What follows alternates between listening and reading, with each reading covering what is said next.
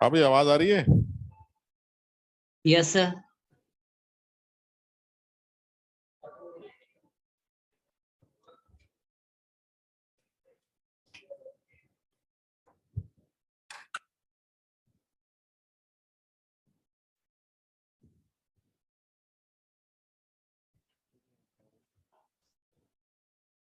इनको बड़ा कर दो।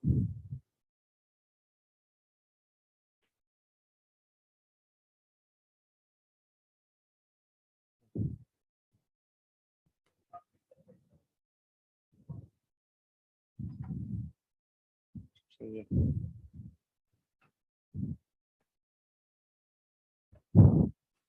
हाँ भाई, कहाँ पर थे लास्ट क्लास में?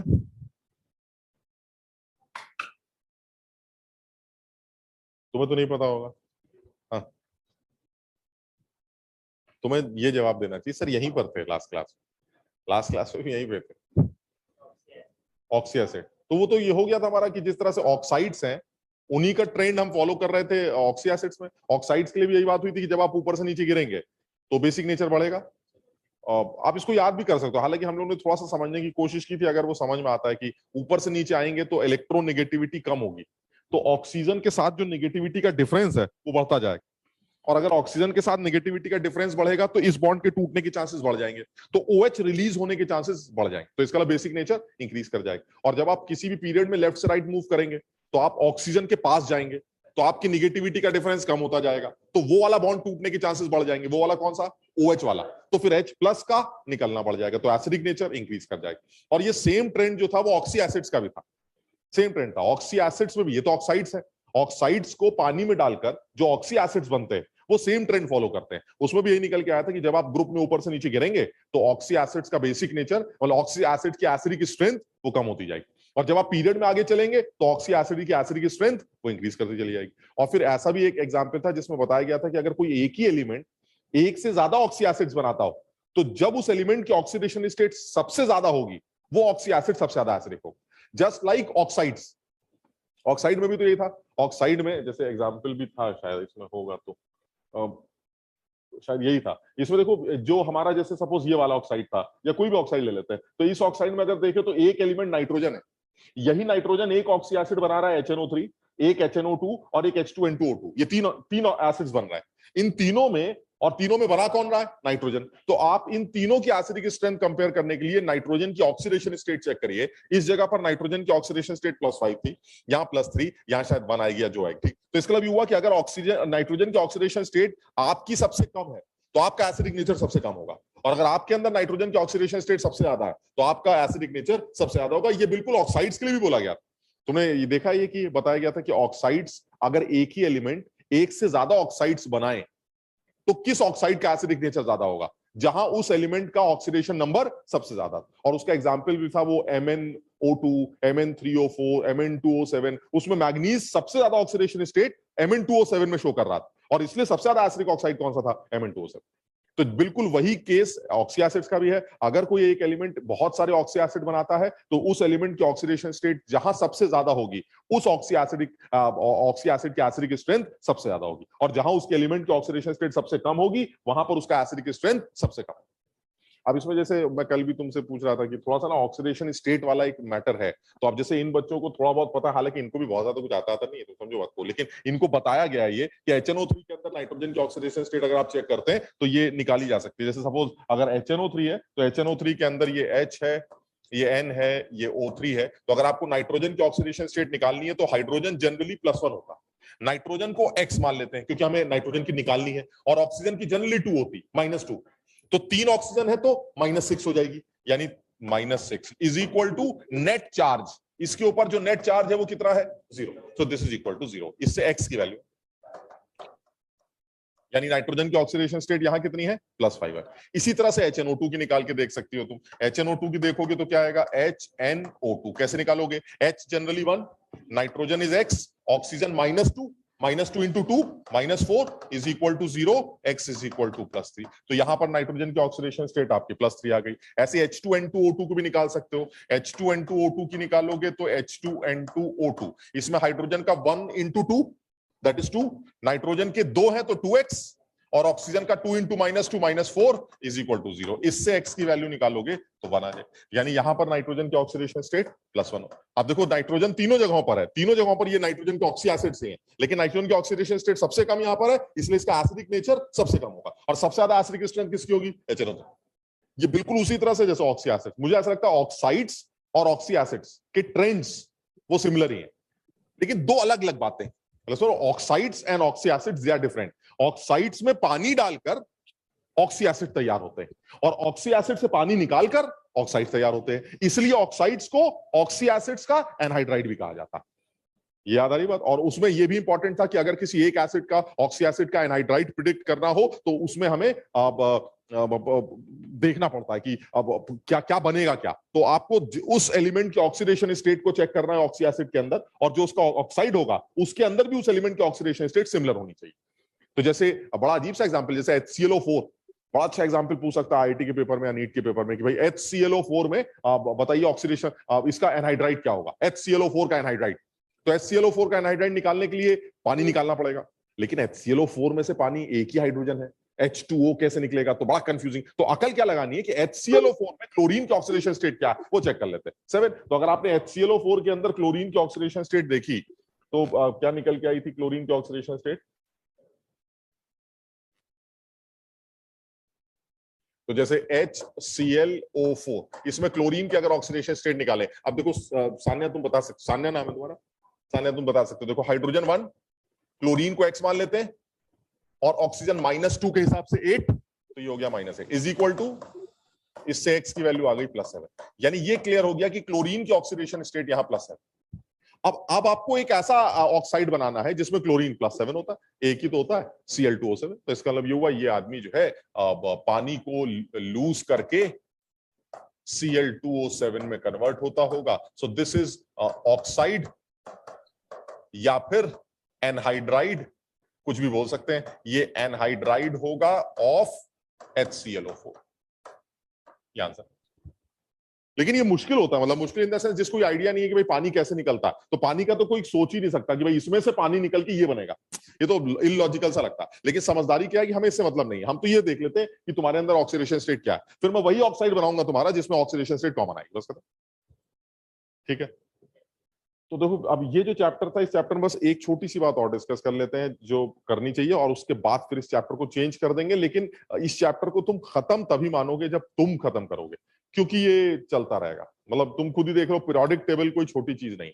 कोई भी सवाल बनाया जा सकता है कि भाई पीरियोडिक टेबल का एक ये एलिमेंट, एक वो एलिमेंट, बताओ इनकी आयनाइजेशन एनर्जी का ऑर्डर क्या है, बताओ इनकी एफिनिटी का ऑर्डर क्या है। वो सवाल कैसे भी बन सकते हैं। तो जैसे जैसे दिखते रहेंगे वैसे वैसे सीखते चले जाना। बट ये कि अपने तरफ से कम कम एनसीईआरटी को पकड़ लिया जाए पूरा, प्लस यहां जो करा है हमने वो पकड़ लिया जाए, कुछ डीपीपी हो गई, कुछ किताब के सवाल हो गए, और फिर धीरे धीरे धीरे जैसे जैसे कुछ नया दिखता रहेगा उसको सीखते चले जाएंगे। क्योंकि इस चैप्टर में टाइम लगेगा, because this is pure inorganic chemistry, क्योंकि पूरी इनऑर्गेनिक केमिस्ट्री इसी कॉन्सेप्ट के ऊपर बेस्ड है। तो ये बढ़ता रहेगा, बढ़ाते रहिए। तो कम से कम इस लेवल पर जो हमने ये चैप्टर किया, इस लेवल पर ये तो समझ में आ जाए कि भाई पीरियोडिक टेबल क्या है, पीरियड्स किसे कहते हैं, ग्रुप्स किसे कहते हैं, और साथ ही साथ की इनके पीरियोडिक टेबल के अंदर जो एलिमेंट्स हैं उनकी प्रॉपर्टीज कौन कौन सी हैं, अब रेडियस कैसे निकाली गई है, अब रेडियस का ट्रेंड कैसे निकाला गया है, वो कौन से फैक्टर्स हैं जो ट्रेंड्स को डिसाइड करते हैं, इफेक्टिव न्यूक्लियर चार्ज क्या करता है, तो शेल्स के बढ़ने से साइज क्यों बढ़ा, वगैरह वगैरह। आयनाइजेशन एनर्जी किसे कहते हैं, उनके नॉर्मल ट्रेंड्स क्या हैं, कुछ छोटे मोटे झंझट जो आते हैं पीरियोडिक टेबल के अंदर, भाई ये तो ये होना चाहिए, फिर एकदम से लगा नहीं ये तो नहीं होता, तो वो जो छोटे छोटे झंझट है। लेकिन तुम्हें नहीं लगता झंझट और भी होते होंगे यार? भाई इतने सारे एलिमेंट्स है, कहीं और भी झंझट, लेकिन अब वो धीरे धीरे आ सकते हैं तुम्हारे सामने। अगर तुम सारे झंझट आज ही कर दोगे ना तो तुम सीख ही नहीं पाओगे कुछ। तो हमने कितना याद करेंगे, तो अभी एक तरीके से कर लेते हैं। हमने आयनाइजेशन एनर्जी की डेफिनेशन पढ़ी, हमने आयनाइजेशन एनर्जी के को डिपेंड करने वाले फैक्टर्स देखे जो आयनाइजेशन एनर्जी को गवर्न करते हैं, फिर उन फैक्टर्स से रिलेट करके मैंने नॉर्मल ट्रेंड याद किया कि अगर आप पीरियड में लेफ्ट से राइट चलेंगे तो आयनाइजेशन एनर्जी आपकी इंक्रीज करेगी, क्योंकि इफेक्टिव न्यूक्लियर चार्ज बढ़ता जाएगा, इलेक्ट्रॉन को बाहर निकालना मुश्किल होता चला जाएगा, और जब आप ग्रुप में नीचे गिरेंगे तो आपका साइज इंक्रीज करता चला जाएगा, इसलिए आउटर इलेक्ट्रॉन को बाहर निकालना ईजी होता चला जाएगा। ये नॉर्मल हो गया। फिर कहीं कुछ झंझट आ गया कि नहीं यार ये आगे चलने से गड़बड़ हो गई, तो वो झंझट पढ़ा कि भाई ऐसा है, शायद गड़बड़ इसलिए हो सकती है कि तुम्हारा स्टेबल कॉन्फिगरेशन, तुम में से इलेक्ट्रॉन निकालना मुश्किल होना चाहिए, तो तुम्हारी तो पहले हम सोच रहे थे कि हमारी तुमसे ज्यादा होनी चाहिए या कम होनी चाहिए वगैरह, तो लेकिन हम तुमसे ज्यादा हो गए। ये समझो झंझट, वो झंझट कुछ कुछ कर सकते हैं, लेकिन ये कि हर एलिमेंट के साथ अगर कोई झंझट सोचने बैठे तो हम सारे याद नहीं कर सकते। तो कम से कम इस चैप्टर को इस लेवल पर कंप्लीट कर लेना चाहिए कि प्रॉपर्टीज क्या है, उनको कौन कौन से फैक्टर्स गवर्न करते हैं, उनके नॉर्मल ट्रेंड्स क्या होने चाहिए और थोड़े बहुत झंझट क्या होने चाहिए, इतना तो याद किया जा सकता है। और ये चीज एनसीईआरटी से और हम लोग मिला जुलाकर कर सकते हैं। तो थोड़ा सा टाइम लगेगा, बट ये चैप्टर इतना मुश्किल या बोरिंग नहीं है, ये इंटरेस्टिंग है। मतलब आप थोड़ा सा समझेंगे बात को, कुछ ये भी रहता है ना कि यार चलो पीरियोडिक टेबल के ये याद कर लेते हैं, ये याद कर लेते हैं, और फिर धीरे धीरे करके कुछ ट्रेंड्स याद होने लगे। और जो अभी टेस्ट वेस्ट भी होगा उसमें भी यही कुछ 10 20 30 सवाल आ जाएंगे, तो उससे भी थोड़ी सी प्रैक्टिस हो जाए, 2 3 हो सकता है नए सवाल मिल जाए तो उनको भी अपना सीख साख खत्म करे। ठीक है ना। तो अब इसके अंदर जो मुझे लगता है, लेकिन मैंने तुमसे बोला था कि वो स्कूल लेवल पर भी और हमारे लेवल पर भी वो शुरू के 2 3 पेजेस जो वो ऑक्टेव रूल क्या है, वो मैन लीव्स वाली जो पीरियोडिक टेबल है, वो हर किसी के बारे में छोट 2 2 4 4 लाइनें जो इंपॉर्टेंट है वो हमें पढ़नी। ठीक है ना। हाँ, वो सारी सारी मतलब जो जो कर सकते हो उसको अपने हिसाब से पूरा कंप्लीट करना। ठीक। एक चीज है जो हमें कर लेनी चाहिए, क्योंकि मैंने देखा इस साल जो है आईआईटी के पेपर में भी उन्होंने इस पे सवाल बनाया, एंड दैट इज आईयूपीएससी। और उस आईयूपीएससी में जैसे, हालांकि बड़ी छोटी 2 मिनट की बात है, लेकिन उस आईयूपीएससी में मैंने देखा है कि सवाल इस बार भी पूछा गया था कि अनानियम क्या होता है। समझ लो ऐसे एलिमेंट जिनके नाम आप प्रिडिक्ट करना चाहें, जिनका एटॉमिक नंबर 100 से ज्यादा है। ठीक, तो बस उसी के बारे में 2 मिनट की बात करनी है, तो मैं उसको लेके खत्म कर लेता हूँ, फिर मैं नेक्स्ट चैप्टर स्टार्ट। हाँ सर, एक टॉपिक और है सर, किसी भी ग्रुप में या पीरियड में एलिमेंट्स के नंबर डिटरमाइन करने का एक मतलब कुछ था सर, एनसीईआरटी में दे रखा है ये, तो वो समझ नहीं आ रहा था। मैं बता रहा हूँ, आप एक काम करना है, एक बार एनसीईआरटी से ही करना है सब कुछ, है ना। एक बार जैसे तुमने ये चीज ढूंढी है, तो एक बार थोड़ा सा इस पे सर फोड़ो मतलब पढ़ना है ना, एक बार पढ़ के देखते हैं। अगर ये चीज नहीं आएगी समझ में तो हम क्लास में भी करेंगे। मैं ये चाह रहा हूं कि तुम एनसीईआरटी को ऐसे समझ लो कि हमें एनसीईआरटी में वो चीजें ढूंढनी है जो हमने नहीं कर रखी, और उनको ढूंढकर हमें खुद से पढ़ के देखना है। और देखो, तुम जब एनसीईआरटी में आयनाइजेशन एनर्जी पढ़ोगे या इलेक्ट्रॉन एफिनिटी पढ़ोगे तो वो इतना मुश्किल नहीं लगेगा, समझ लो, वो तुम्हें समझ में आएगा, बिकॉज़ हमने डिटेल में समझ रखा है, तो वो मुश्किल नहीं लगेगा। बट कुछ ऐसी चीजें हैं जो हमने नहीं की है जानबूझ के कि हमें एनसीईआरटी से पढ़नी, अगर वो चीज वहां नहीं समझ में आएगी ना तो वो हम करेंगे। तो कोशिश करके एक बार खुद से समझने की कोशिश करते हैं, नहीं समझ में आएगा तो उसको कर लेंगे। ठीक है ना। और सर एक फोटो इलेक्ट्रिक इफेक्ट और था सर, तो वो भी मैं बताऊंगा। वो फोटो इलेक्ट्रिक इफेक्ट मैंने जानबूझ के छोड़ रखा है इसलिए कि मुझे उम्मीद है वो फिजिक्स में कराया जाएगा। अदरवाइज वो फोटो इलेक्ट्रिक इफेक्ट तो 5 मिनट का भी नहीं है हमारे लेवल पर, अगर हम उसको करना चाहें तो वो तो 2 मिनट में मतलब बहुत आसानी से खत्म हो जाएगा। बट फिजिक्स में बहुत ज्यादा डिटेल में कराया जाता है, मैंने इसलिए उसको अभी के लिए छोड़ रखा है इसको। लेकिन अगर तुम लोग फिर वही है, तुम कहोगे तो इसको भी मैं करा दूंगा, मतलब तुम लोग जब कहोगे तो इसको भी करा दिया जाए। तुमने पढ़ के देखा है photo electric effect? Yes sir, उसमें बताया था मेटल प्लेट से इलेक्ट्रॉन मूव होता है, तो आसान है, प्लेट पे जाता है। मुझे लगता है मैं एक बार वो करा देता हूँ, मतलब मैं उसको करा दूंगा। तो ठीक है, मैं उसको खुद ही करा दूंगा। ठीक है, अच्छा खैर। तो अब जैसे ये आप टेबल इसको देखो, मतलब इन्होंने कहा है कि हमें 100 से ज्यादा एटॉमिक नंबर वालों का अगर अपने हिसाब से आईयूपीएससी लिखना हो तो कैसे लिखेंगे। तो इन्होंने देखो कुछ कुछ डिजिट्स बना, कुछ कुछ चीजें बना रखी है, और बहुत सिंपल एकदम, कि अगर 0 कोई नंबर है ना, जैसे मान लीजिए मेरा एटॉमिक नंबर कुछ है, उसमें 0 आ रहा है, तो 0 को रिप्रेजेंट करते हैं ये नेम इज निल, और उसका जो एब्रिविएशन होगा वो एन से लिखा जाएगा। तो यानी जब नाम बोलेंगे तो ये निल पिल करके बोलना पड़ेगा, बट उसका जब एब्रिविएशन लिखेंगे तो वो एन करके लिख देंगे। इसी, और इसका मतलब ये हुआ मुझे ये 9 लोगों के नाम क्या होते हैं और इनका एब्रिविएशन क्या है वो मुझे याद करना होगा। बस अगर मैं इतनी चीज याद कर लेता हूं तो फिर किसी भी एलिमेंट का एटॉमिक नंबर, जिसका एटॉमिक नंबर 100 से ज्यादा है, उसका आईयूपीएससी लिख सकता हूं। तो अब और तुम देखो कि इसमें कुछ बहुत ज्यादा ऐसा नहीं है कि अरे सर ये कैसे हो सकता है। देखो अब 0 इज निल, कुछ समझ में आ रहा है, ठीक है सर, और उसका एब्रिविएशन एन। अब 1 को अन बोलते हैं, थोड़ा सा नया लगता है लेकिन ठीक है, ये याद कर लेंगे, 1 इज अन, और इसका एब्रिविएशन आपका यू। ठीक, और फिर 2 के लिए बाय, पुरानी बात है, अब बी आ जाएगा, ट्राई टी आ जाएगा, क्वाड क्यू आ जाएगा, पेंट हेक्स सेप्ट ऑक्ट एन। ये थोड़ा सा नया लगता है, 9 एन, ये कुछ फ्रेंच टाइप का है ना, समझ लो। तो ये अब अन एन, तो ये एन इज 9 के लिए, और इसका एब्रिविएशन जो होगा वो ई होगा।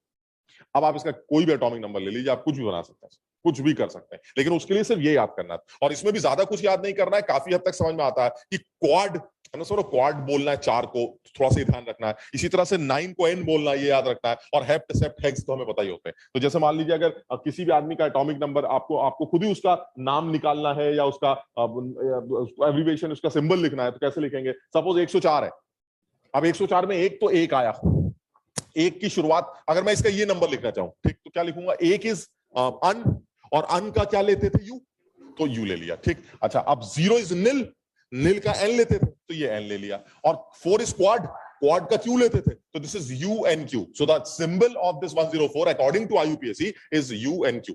ऐसे करके कुछ भी बना सकते हैं, ठीक। अच्छा, इसका नाम लिखना हो तो नाम कैसे लिखेंगे? 1 is un, 0 is nil and this 4 is quadium, so this is un nil quadium. तो इसका नाम जो है ऐसे करके ईएम करके आप इसका कोई भी नाम बना सकते हैं। बिल्कुल आसान, इसमें कोई भी पूछा जा सकता है। जैसे इस बार मुझे याद आ रहा है शायद IIT के पेपर में या तो 110 था या 109 था, मुझे इन दोनों में डाउट है। इन दोनों में कोई भी एक नंबर पूछा गया था, 9 था, 109 पूछा गया था। 109 का आप नाम क्या लिखोगे, या ऐसे करके उन्होंने पूछ लिया था नियम को 109 बोलते हैं, 1010 कुछ भी करके, तो आप 109 को कैसे लिखोगे? 1 इज अन, 0 इज निल, है ना, तो अन निल, और 9 को आपने एन करके लिखा तो अन निल इनियम, समझ लो, इनियम करके ऐसा यू। तो बड़ा सिंपल था। और सोचो जेई के पेपर में पूछ रहे हैं तो ये सिर्फ क्या सोच के पूछ रहे होंगे? ये सिर्फ इससे ये सोच के कि क्या पढ़ा है कि नहीं तुमने एक बार, क्योंकि एक बार पढ़ लिया तो ऐसा नहीं है कि सर आपने समझा नहीं समझा, ना समझना कुछ नहीं है। अगर आपने एक बार देखा है तो आप इसका आंसर लिख देंगे, लेकिन अगर देखा ही नहीं है तो आप आंसर नहीं लिख पाएंगे। तो उन्होंने सिर्फ ये सोच के पूछा है कि क्या तुमने ये देखा है। तो जिसने देखा है उसको पता है कि आप इसका कोई भी नाम करके लिख सकते हैं, 114, 110, 107, कुछ भी, अननिल सेप्टियम, अननिल हेक्सियम, अननिल पेंटियम, कुछ भी करके लिखा जा सकता है। ये समझ में आ गया? तो इस पर भी सवाल बन सकता है। तो एक बार ये टेबल मैं तुम्हें दे दूंगा, तुम एक बार घर में जाके एक बार देख लेना, पढ़ लेना, और उसको थोड़ा सा याद कर लेना, फिर उसके बाद जैसे भी एग्जाम करना हो कल, ठीक है ना। अब मेरे हिसाब से हम दूसरा चैप्टर स्टार्ट कर लेते हैं, और इस चैप्टर को सब लोग अब एनसीईआरटी से भी एक बार कवर करेंगे, अपने मॉड्यूल से भी कवर करने की कोशिश करते हैं, कुछ क्वेश्चंस की प्रैक्टिस करते हैं, डीपीपीस की प्रैक्टिस करते हैं, प्लस टेस्ट दे देते हैं। हम कुछ टेस्ट भी आगे होंगे इस चैप्टर के, तो उन टेस्ट को भी देते हैं, ताकि कुछ कमियां जो रहेंगी वो टेस्ट से सीख लेंगे, ठीक है ना। तो मेरे ख्याल से ये तैयार हो, उसमें केमिकल बॉन्डिंग आएगा या फिर पीरियोडिक प्रॉपर्टी? देखो जो पढ़ा होगा आएगा भाई, इस बार बॉन्डिंग नहीं आएगा। जो भी कब है टेस्ट तुम्हारा? 11th को है। हाँ, तो 11th को पीरियोडिक टेबल आएगा, सिर्फ पीरियोडिक टेबल आएगा, और जो पढ़ा है हमने वही आएगा। बॉन्डिंग में वो दे रखा था ना केमिकल बॉन्डिंग,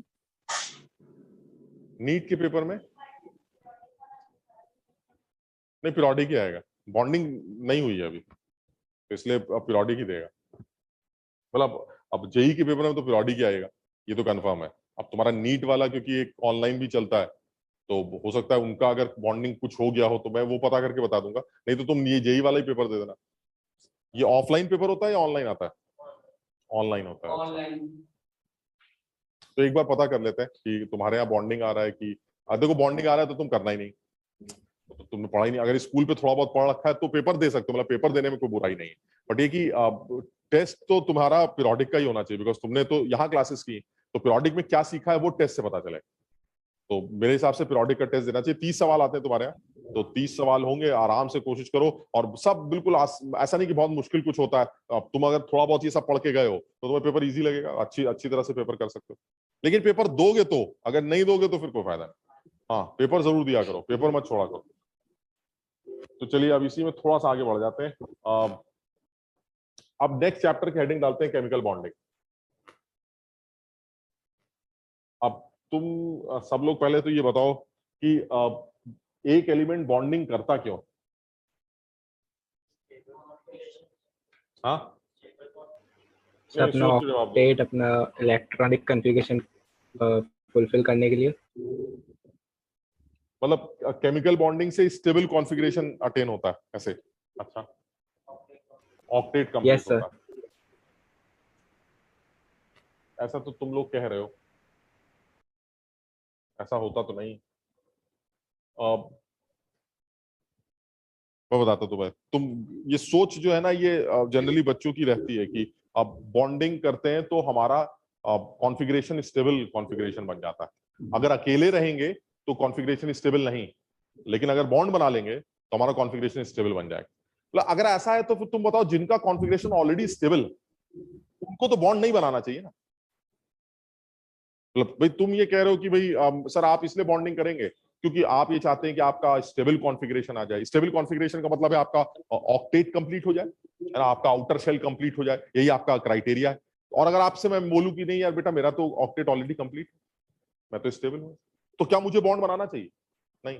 लेकिन तुम्हें पता है इनर्ट गैसेस बॉन्ड बनाती है, जो नोबल गैसेस हैं दुनिया भर के बॉन्ड्स बनाती है, जिसमें जिनन और क्रिप्टन, ये तो खास वो दो गैसेस हैं जो भर भर के कंपाउंड बनाती है। HCF2, HCF4, XCOF2, XCOF4, क्या क्या, KrF2, दुनिया भर के मॉलिक्यूल्स बनते हैं जो इन इनर्ट गैसेस से बनते हैं। बोला ऐसा नहीं है कि बड़ा उछल के बनाती है, बट ये कि वो भी बनाते हैं, उनमें से भी कुछ इनर्ट गैसेस हैं जो कंपाउंड्स बनाते हैं, and they are stable configuration के आदमी। यानी अगर पर्पस सिर्फ मेरा ये होता कि मैं आपके साथ इसलिए बॉन्ड बना रहा हूं क्योंकि हम दोनों मिलकर स्टेबल कॉन्फ़िगरेशन गेन कर लेंगे, मेरा ऑक्टेट कंप्लीट हो जाएगा ऐसे, तो फिर अगर जिनका ऑक्टेट कंप्लीट ऑलरेडी, उनको तो बॉन्डिंग नहीं करनी चाहिए क्योंकि तो ऑलरेडी स्टेबल है, लेकिन वो भी बॉन्ड बनाते हैं। इसका मतलब हुआ क्राइटेरिया ऑफ बॉन्डिंग ये नहीं है। हाँ, ये जरूर बोल सकते हैं कि इसकी वजह से स्टेबिलिटी आती होगी, लेकिन क्राइटेरिया सिर्फ यही है, ये नहीं है। क्राइटेरिया है एनर्जी मिनिमाइजेशन का। बॉन्डिंग इसलिए होती है क्योंकि जब एटम्स अकेले टहलते हैं तो उनकी जो कलेक्टिव एनर्जी होती है, इंडिविजुअल जो एनर्जी, वो ज्यादा होती है, और जब वो मिलके टहलते हैं तो उनकी एनर्जी कम हो जाती है। उस बॉन्डिंग से एनर्जी मिनिमाइज होती है। अगर एनर्जी मिनिमाइज होती है तो बॉन्डिंग होगी, अगर एनर्जी मिनिमाइज नहीं होती है तो बॉन्डिंग नहीं होगी। और उस एनर्जी मिनिमाइजेशन का एक रीजन ऑक्टेट कंप्लीशन होता है।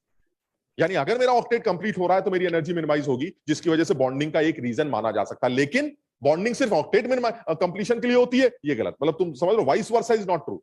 Energy minimization is the criteria, and one of the reason of energy minimization is octet completion. But all this energy octet completion, ये गलत।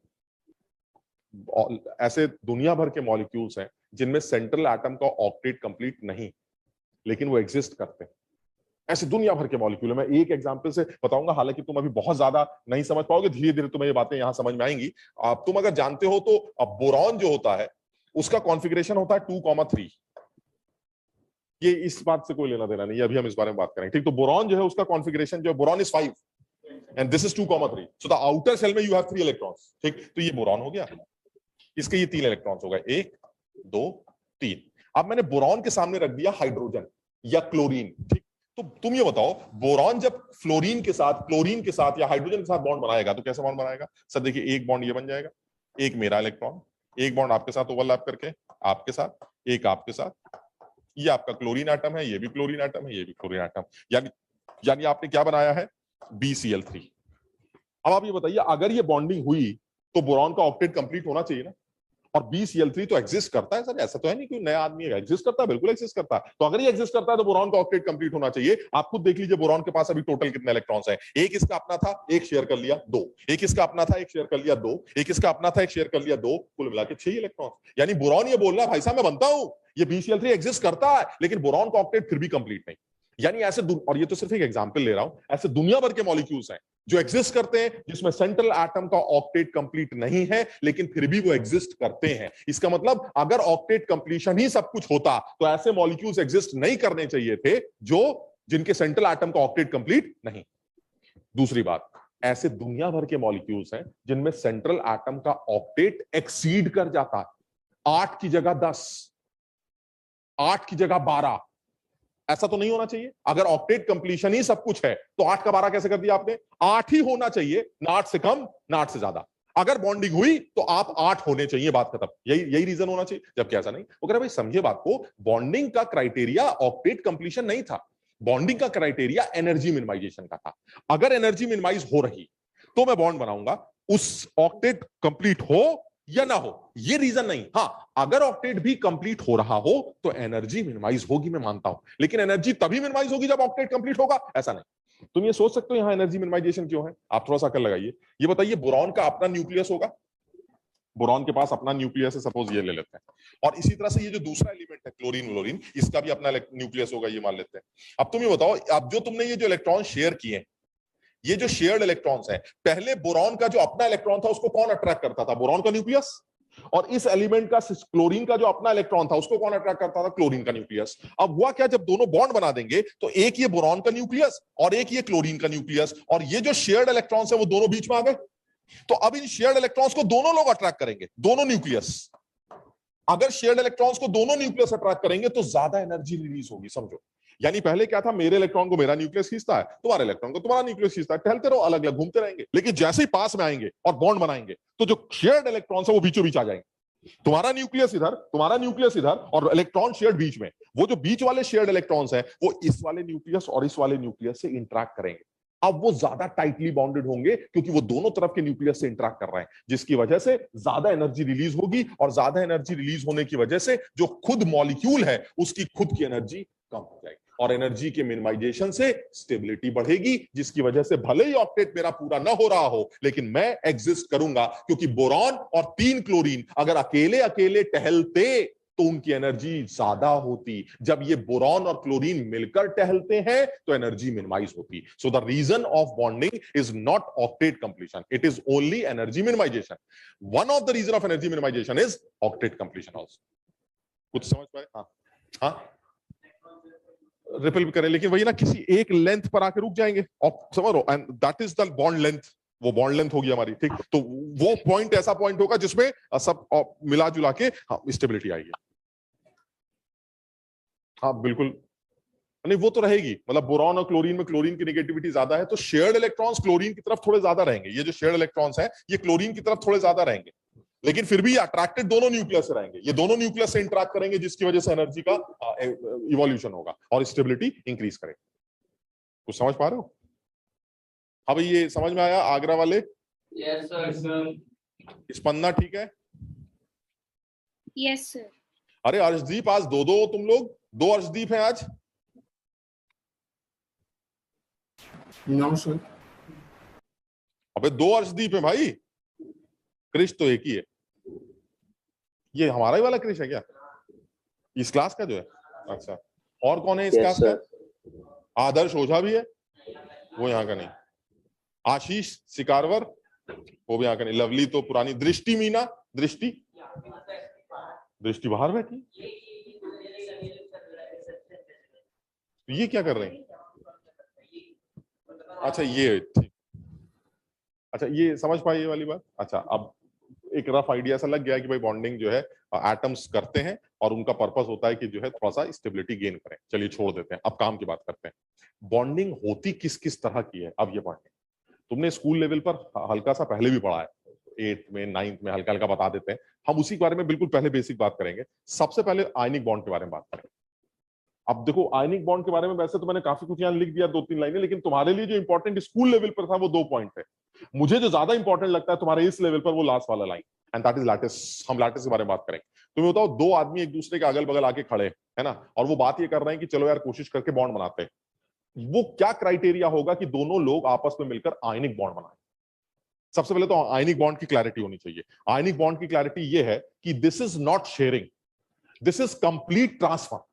यानी ऐसा होना चाहिए कि भाई ऐसा मैं और तुम सामने आगे खड़े हुए तो मैंने कहा भाई मुझसे ले लो, तुम रख लो, शेयर मत करना, मैं आपको एक इलेक्ट्रॉन देने के लिए तैयार हूं, बात खत्म। ये जो लेन देन है, दिस इज आयनिक बॉन्ड। कैसे बन जाता है आयनिक बॉन्ड? बड़ा क्लियर है। अब मैंने अगर कोई इलेक्ट्रॉन लूज किया तो मेरे ऊपर पॉजिटिव चार्ज आएगा, और तुमने वो इलेक्ट्रॉन गेन किया तो तुम्हारे ऊपर नेगेटिव चार्ज आएगा। अब मैं पॉजिटिव, तुम नेगेटिव, बात खत्म हो गई। प्लस और माइनस एक दूसरे को अट्रैक्ट करेंगे। इस अट्रैक्शन को ही कौन सा नाम दे दिया जाएगा? Ionic bond. यानी कहने का मतलब ये हुआ कि आप इस आयनिक बॉन्ड को, तुम इसको पढ़ना बाद में, आप इस आयनिक बॉन्ड को डिफाइन कर सकते हैं, और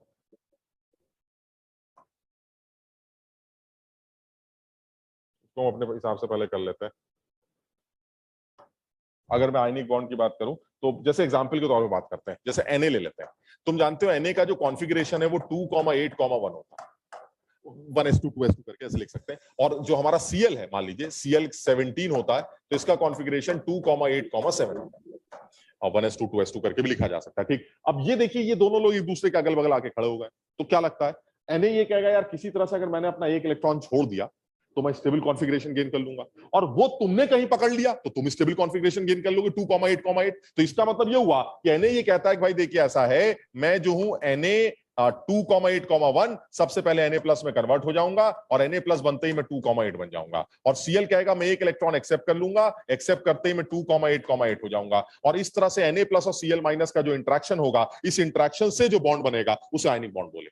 यानी Na जो होगा वो Na प्लस के फॉर्म में आ जाएगा, Cl जो होगा वो Cl माइनस के फॉर्म में आ जाएगा। इस प्लस और माइनस के जो इंटरेक्शन है, जिसको इलेक्ट्रोस्टैटिक अट्रैक्शन कहा जाएगा, इस प्लस माइनस इंटरेक्शन के बॉन्ड का नाम ही आयनिक बॉन्ड रखा जाएगा। अब लेकिन ये देखो, ये तो बिल्कुल स्कूल लेवल की बात हो गई, दिस इज आयनिक बॉन्ड, ठीक है। अब इसमें थोड़ा सा ना झंझट है। झंझट क्या है?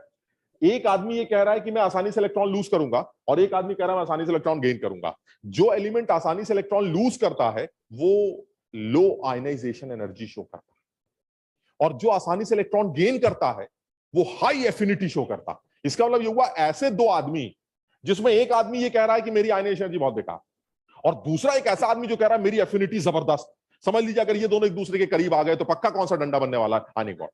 ये समझ में आ रही बात? यानी आयनाइजेशन, ये तो थ्योरेटिकली ऐसे सोच सकते हैं, बट अगर क्राइटेरिया की बात करें तो क्राइटेरिया बड़ा क्लियर है। आयनिक बॉन्ड बनने के जो सेट क्राइटेरिया होना चाहिए वो ये होना चाहिए कि वन एलिमेंट, कोई भी एक एलिमेंट जो आप लेके आ रहे हैं, one element should have low ionization energy. Low ionization energy क्यों कह रहे हैं ऐसा? क्योंकि आप आसानी से अगर इलेक्ट्रॉन लूज कर सकते होंगे तभी कोई वो लूज होने वाला इलेक्ट्रॉन कोई ले सकता होगा। यानी आप एक ऐसे एलिमेंट को लेके आइए जिसकी आयनाइजेशन एनर्जी लो, यानी और ऐसे एलिमेंट कौन से हैं? That means electropositive. बताओ सही कह रहे हैं? जो आसानी से इलेक्ट्रॉन लूज कर सकते हैं वो कौन हुए? हमारे इलेक्ट्रोपॉजिटिव एलिमेंट। ठीक, दूसरा क्राइटेरिया क्या है? दूसरा क्राइटेरिया क्या है कि ये जो इलेक्ट्रॉन आपने लूज किया इसको कोई तो पकड़ेगा। जो पकड़ेगा वो होना चाहिए जिसकी एफिनिटी ज्यादा, यानी कि अनदर एलिमेंट जो आप लेके आए हैं, अनदर एलिमेंट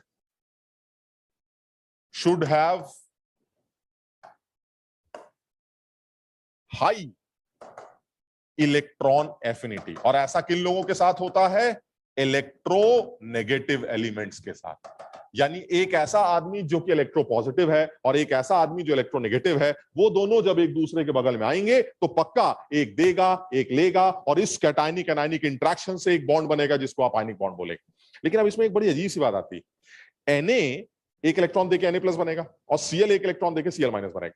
ये जो एक Na प्लस बनेगा ये लाएंगे कहां से आप? एक Na प्लस कैसे बनता है? एक Na प्लस, एक Na प्लस बनाने के लिए एक Na चाहिए, उस एक Na से एक इलेक्ट्रॉन निकाला जाए, तो ये तो अजीब सा लगता है।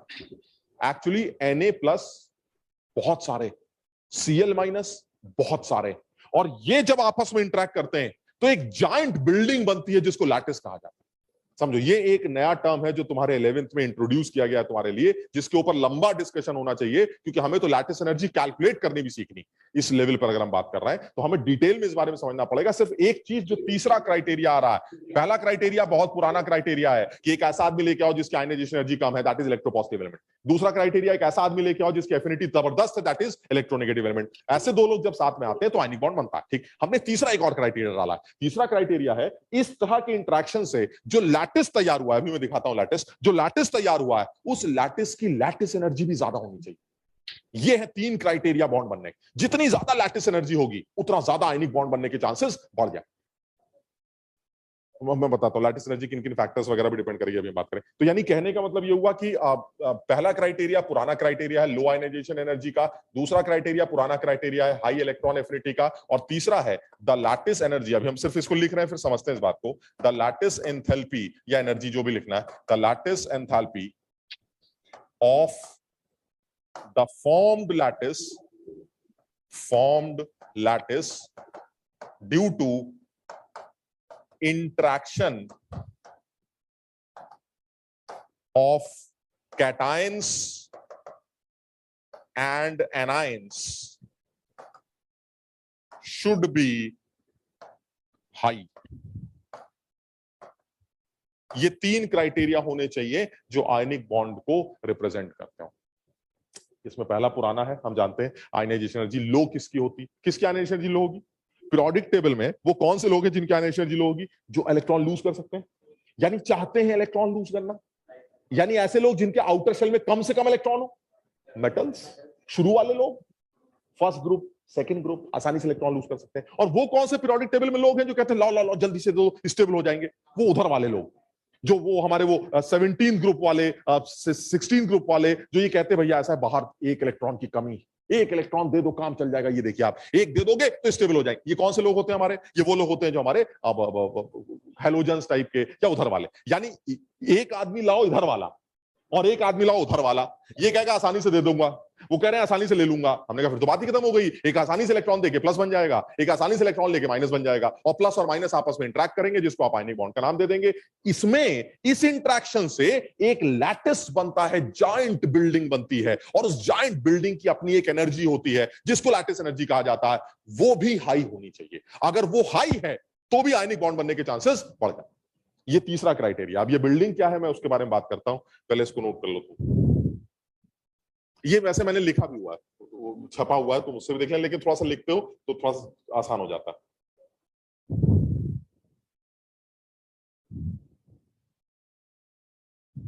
बस आज का हो गया, बस बहुत हो गया बस। सर लैटिस एंथैल्पी मतलब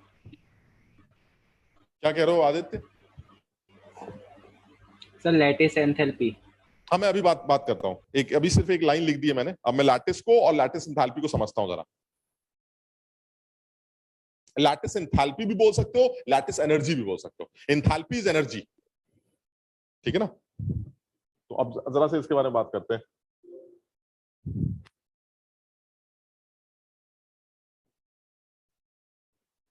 अब देखो ये जैसे मैं अभी NaCl की बात कर रहा था, तो NaCl में तुमने ये बोला कि सर एक Na लेके आइए जिसका कॉन्फ़िगरेशन जो है वो 1 2,8,1 होगा, और एक Cl लेके आइए जिसका कॉन्फ़िगरेशन जो है वो 2,8,7 होगा, और फिर आप इसको जो है Na+ में कन्वर्ट कर लीजिए। बात तो सही है, जब आप इसको Na+ में कन्वर्ट करेंगे तो आपका कॉन्फ़िगरेशन 2,8 हो जाएगा।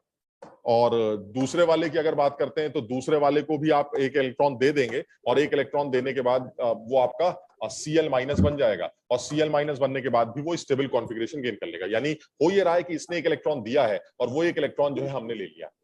ठीक, अब ऐसे में हमें जो लगता है वो ये लगता है कि जैसे स्कूल लेवल पे पढ़ते हैं हम कि Na और Cl का आपस में ये खेल कूद चालू हो जाएगा, और ये तो यार इसको तो कोई दुनिया को ताकत कोई रोक ही नहीं सकती।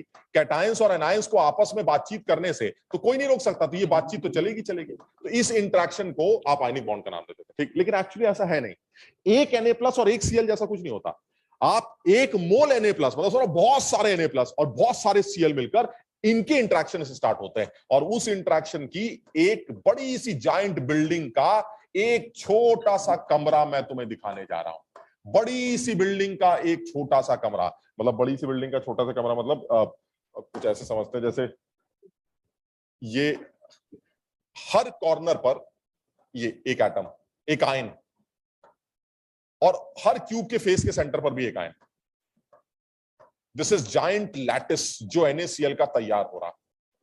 ये जितने भी आदमी मैंने लिखे दे आर Cl- आयंस, ठीक। अच्छा, अब Na+ कहां है? Na+ जो है वो ये Na+ है जो एजिस के सेंटर पर, इस एज के सेंटर पर, इस एज के सेंटर पर, इस एज के सेंटर पर, इस एज के सेंटर पर, सारे एजिस 12 एजिस होते हैं किसी भी क्यूब के, 12 एजिस के सेंटर पर ये आपका Na+। And this is giant lattice का 1 रूम ओनली, और एक बॉडी के सेंटर। जो ये बड़ी सी बिल्डिंग बनी है Na+ और Cl- के इंटरेक्शन से, उसका एक कमरा दिखाया है, और इस तरह के करोड़ों अरबों कमरे हैं जो इसके अगल बगल हों। कुछ समझ पाए? ये एक जायंट लैटिस तैयार हो रहा है, आगे पीछे ऊपर नीचे दाएं बाएं, मतलब ऐसा हो गया कि जैसे एक बड़ी सी बिल्डिंग है, उस बिल्डिंग को एक कमरा बार बार रिपीट करके वो बिल्डिंग बनाता। तो मैंने सिर्फ उस बिल्डिंग का एक कमरा निकाल के तुम्हें दिखाया, ये वो एक यूनिट है जिसके मिलने से वो जायंट लैटिस तैयार होता है, और उस लैटिस की जितनी तगड़ी लैटिस एनर्जी होगी, ये बॉन्ड उतना ही ज्यादा मजबूत आयनिक बॉन्ड माना जाएगा। और वो लैटिस एनर्जी कहां से आ रही है वो साफ समझ में आता है कि कैटायनिक एनायनिक इंटरेक्शन से एनर्जी रिलीज होती होगी, जिसकी वजह से जितना मजबूत ये इंटरेक्शन होता होगा, ये बिल्डिंग उतनी ही मजबूत बनती होगी, और जितनी मजबूत ये बिल्डिंग बनती होगी, वो उतना ही ज्यादा चांसेस रखता होगा कि इस बॉन्ड का आयनिक नेचर ज्यादा से ज्यादा। अब बात आती है ये लैटिस एनर्जी का क्राइटेरिया क्या है, तो बहुत आसान है कि अगर मैं इसको दो तरह से डिफाइन किया जा सकता है। एक Na+ गैसियस एटम और Cl- गैसियस एटम के जुड़ने से जो 1 मोल NaCl की बिल्डिंग बनी है, इस प्रोसेस में जितनी भी एनर्जी रिलीज होगी उसे आप लैटिस एनर्जी कहेंगे। यानी इस प्रोसेस में जितनी भी एनर्जी रिलीज होती है, suppose energy release is 788 kilo joule पर मोल, NaCl में ऐसे ही होता है। तो अगर रिलीज एनर्जी -788 किलो जूल है, तो इसका क्या मतलब हुआ? 1 मोल Na+ आयंस 1 मोल Cl- के साथ इंटरेक्ट करके जो 1 मोल NaCl की बिल्डिंग लैटिस तैयार कर रहे हैं, इस पूरे इंटरेक्शन से जितनी एनर्जी रिलीज हो रही है दैट इज 788 किलो जूल पर मोल। यानी जितनी ज्यादा एनर्जी रिलीज होगी, ये लैटिस उतना ही ज्यादा स्ट्रॉन्ग बनेगा। और इसको उल्टा भी बोल सकते हैं। उल्टा कैसे बोलेंगे? 1 मोल NaCl सॉलिड को उसके गैसियस कंस्टिट्यूएंट आयंस में ब्रेक करने के लिए जितनी एनर्जी दी जाती है, उसे भी आप लैटिस एनर्जी बोल सकते हैं, but that time that will B +788। यानी आप इसको दोनों तरह से डिफाइन कर सकते हैं। 1 मोल आयनिक सॉलिड बनाने के लिए from its gaseous constituent ions जितनी भी एनर्जी रिलीज होगी, that is known as lattice energy. अगर NaCl की लैटिस एनर्जी -788 है तो आप इसको कैसे एक्सप्लेन करेंगे? 788 किलो जूल एनर्जी रिलीज होगी जब आप 1 मोल Na प्लस को 1 मोल Cl- के साथ इंटरेक्ट करा के एक जायंट 1 मोल NaCl का सॉलिड क्रिस्टल तैयार करेंगे। तो ठीक, उसको उल्टा भी बोल सकते हैं कि 1 मोल NaCl लैटिस को ब्रेक करने के लिए, किसमें? उसके गैसियस कंस्टिट्यूएंट आयंस में ब्रेक करने के लिए जितनी भी एनर्जी प्रोवाइड की जाएगी, दैट इज लैटिस एनर्जी। ये कुछ समझ पा रहे हो लैटिस एनर्जी का मतलब? इसमें बहुत क्लियर है, तुम्हारे लिए ज्यादा दिमाग लगाने की जरूरत नहीं है। एक चीज क्लियर है कि NaCl का जो आयनिक बॉन्ड है वो Na और Cl के बीच में बनना बिल्कुल सही है, बट इनके इंटरेक्शन से एक लैटिस बनता है, क्योंकि एक Na प्लस और एक Cl माइनस नहीं होता, बहुत सारे Na प्लस बहुत सारे Cl माइनस होते हैं, और जब ये आपस में जुड़ने लगते हैं तो एक क्रिस्टल जैसा तैयार होता है, एक बड़ी सी बिल्डिंग जैसी तैयार होती है। इस बिल्डिंग की अपनी एक एनर्जी होती है जिसको लैटिस एनर्जी कहते हैं। इस लैटिस की अपनी एक एनर्जी है जिसको लैटिस एनर्जी कहा जाएगा। जितनी ज्यादा लैटिस एनर्जी होगी उतना ज्यादा आयनिक बॉन्ड बनने के चांसेस बढ़ जाएंगे। यानी criteria of this ionic bond is, एक और क्राइटेरिया जिसको जोड़ना चाहिए, and that is lattice enthalpy. जितनी ज्यादा लैटिस एंथैल्पी होगी, आयनिक बॉन्ड के बनने के चांसेस उतने ही ज्यादा माने जाए। कुछ समझ पाए बात को? अब इसमें एक बात आती है। हाँ, क्या सर ये डेल्टा एच समझ नहीं आया। डेल्टा एच वही तो है, हीट ऑफ दिस रिएक्शन। मतलब इस रिएक्शन में कितनी एनर्जी आ रही है या कितनी एनर्जी जा रही है। जैसे वो डेल्टा एच ईजी लिखते थे, ये तो एनर्जी है बस। Delta H is the energy, यानी इस पूरे प्रोसेस में कितनी एनर्जी रिलीज हो रही है। माइनस साइन का मतलब रिलीज एनर्जी। तो कितनी एनर्जी रिलीज हो रही है? 788 किलो जूल। मान लीजिए कोई और लैटिस बने और उस लैटिस में एनर्जी निकल के आती है -900, तो ज्यादा स्ट्रॉन्ग लैटिस कौन सा होगा? वो 900 वाला। जितनी ज्यादा एनर्जी रिलीज होगी लैटिस फॉर्मेशन में, वो लैटिस उतना ही ज्यादा स्ट्रॉन्ग माना जाएगा और उस बॉन्ड के बनने के चांसेस उतने ही ज्यादा माने जाएंगे। समझ पा रहे हो? अभी ये धीरे धीरे करके और बातें आती हैं। यानी मैं ये बताना चाह रहा हूं कि हमारे लिए क्राइटेरिया जो आयनिक बॉन्डिंग का था वो यही था कि आयनाइजेशन एनर्जी कम होनी चाहिए, इलेक्ट्रॉन एफिनिटी ज्यादा होनी चाहिए। अब एक और क्राइटेरिया भी हमारे सामने आ गया है कि इस तरह से कैटायनिक एनायनिक इंटरेक्शन से जो लैटिस फॉर्म हो रहा है उस लैटिस की लैटिस एनर्जी भी हाई होनी चाहिए। ये एक क्राइटेरिया है। अब लैटिस एनर्जी किन किन फैक्टर्स पर डिपेंड करती है वो अभी हम समझ लेंगे, बट ये कि लैटिस एनर्जी ज्यादा होनी चाहिए, ये एक क्राइटेरिया है आयनिक बॉन्डिंग। लवली, समझ में आया बेटा?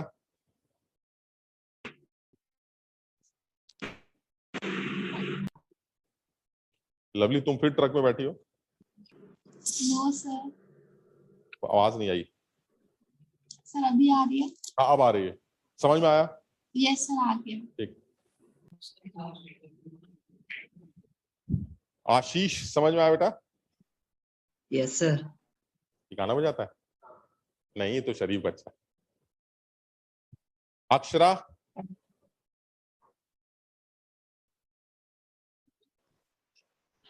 Yes sir. चलिए ठीक, और आगे बढ़ते हैं।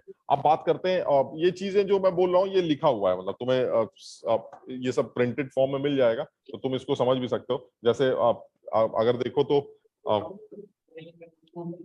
अगर डेफिनेशन की बात करें तो देखो ये तुम्हारे सामने लिख रखी है मैंने। अगर तुम एक बार देख पा रहे हो तो इसको समझने की कोशिश करो। लैटिस एंथैल्पी की डेफिनेशन यहाँ लिखी गई है।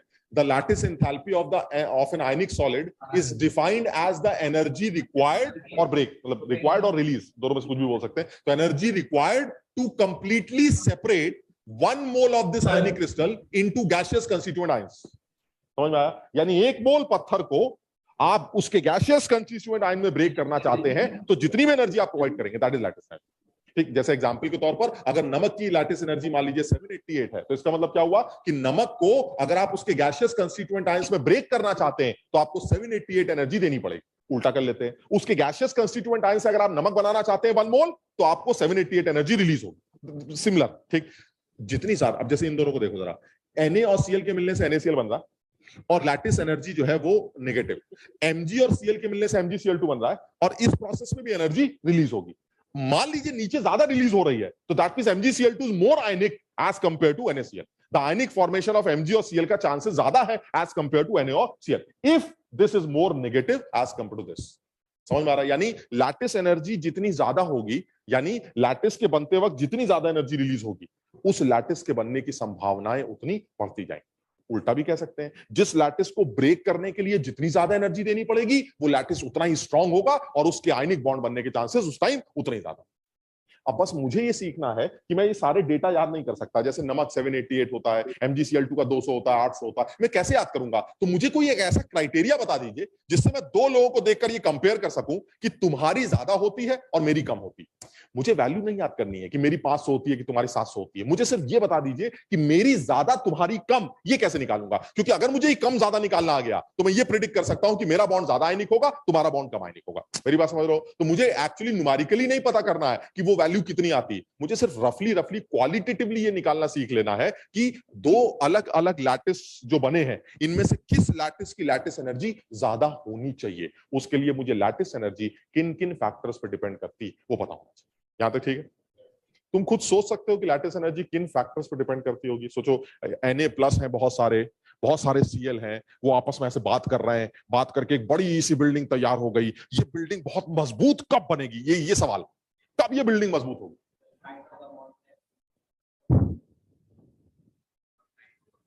हाँ, जब बॉन्ड टाइट होगा।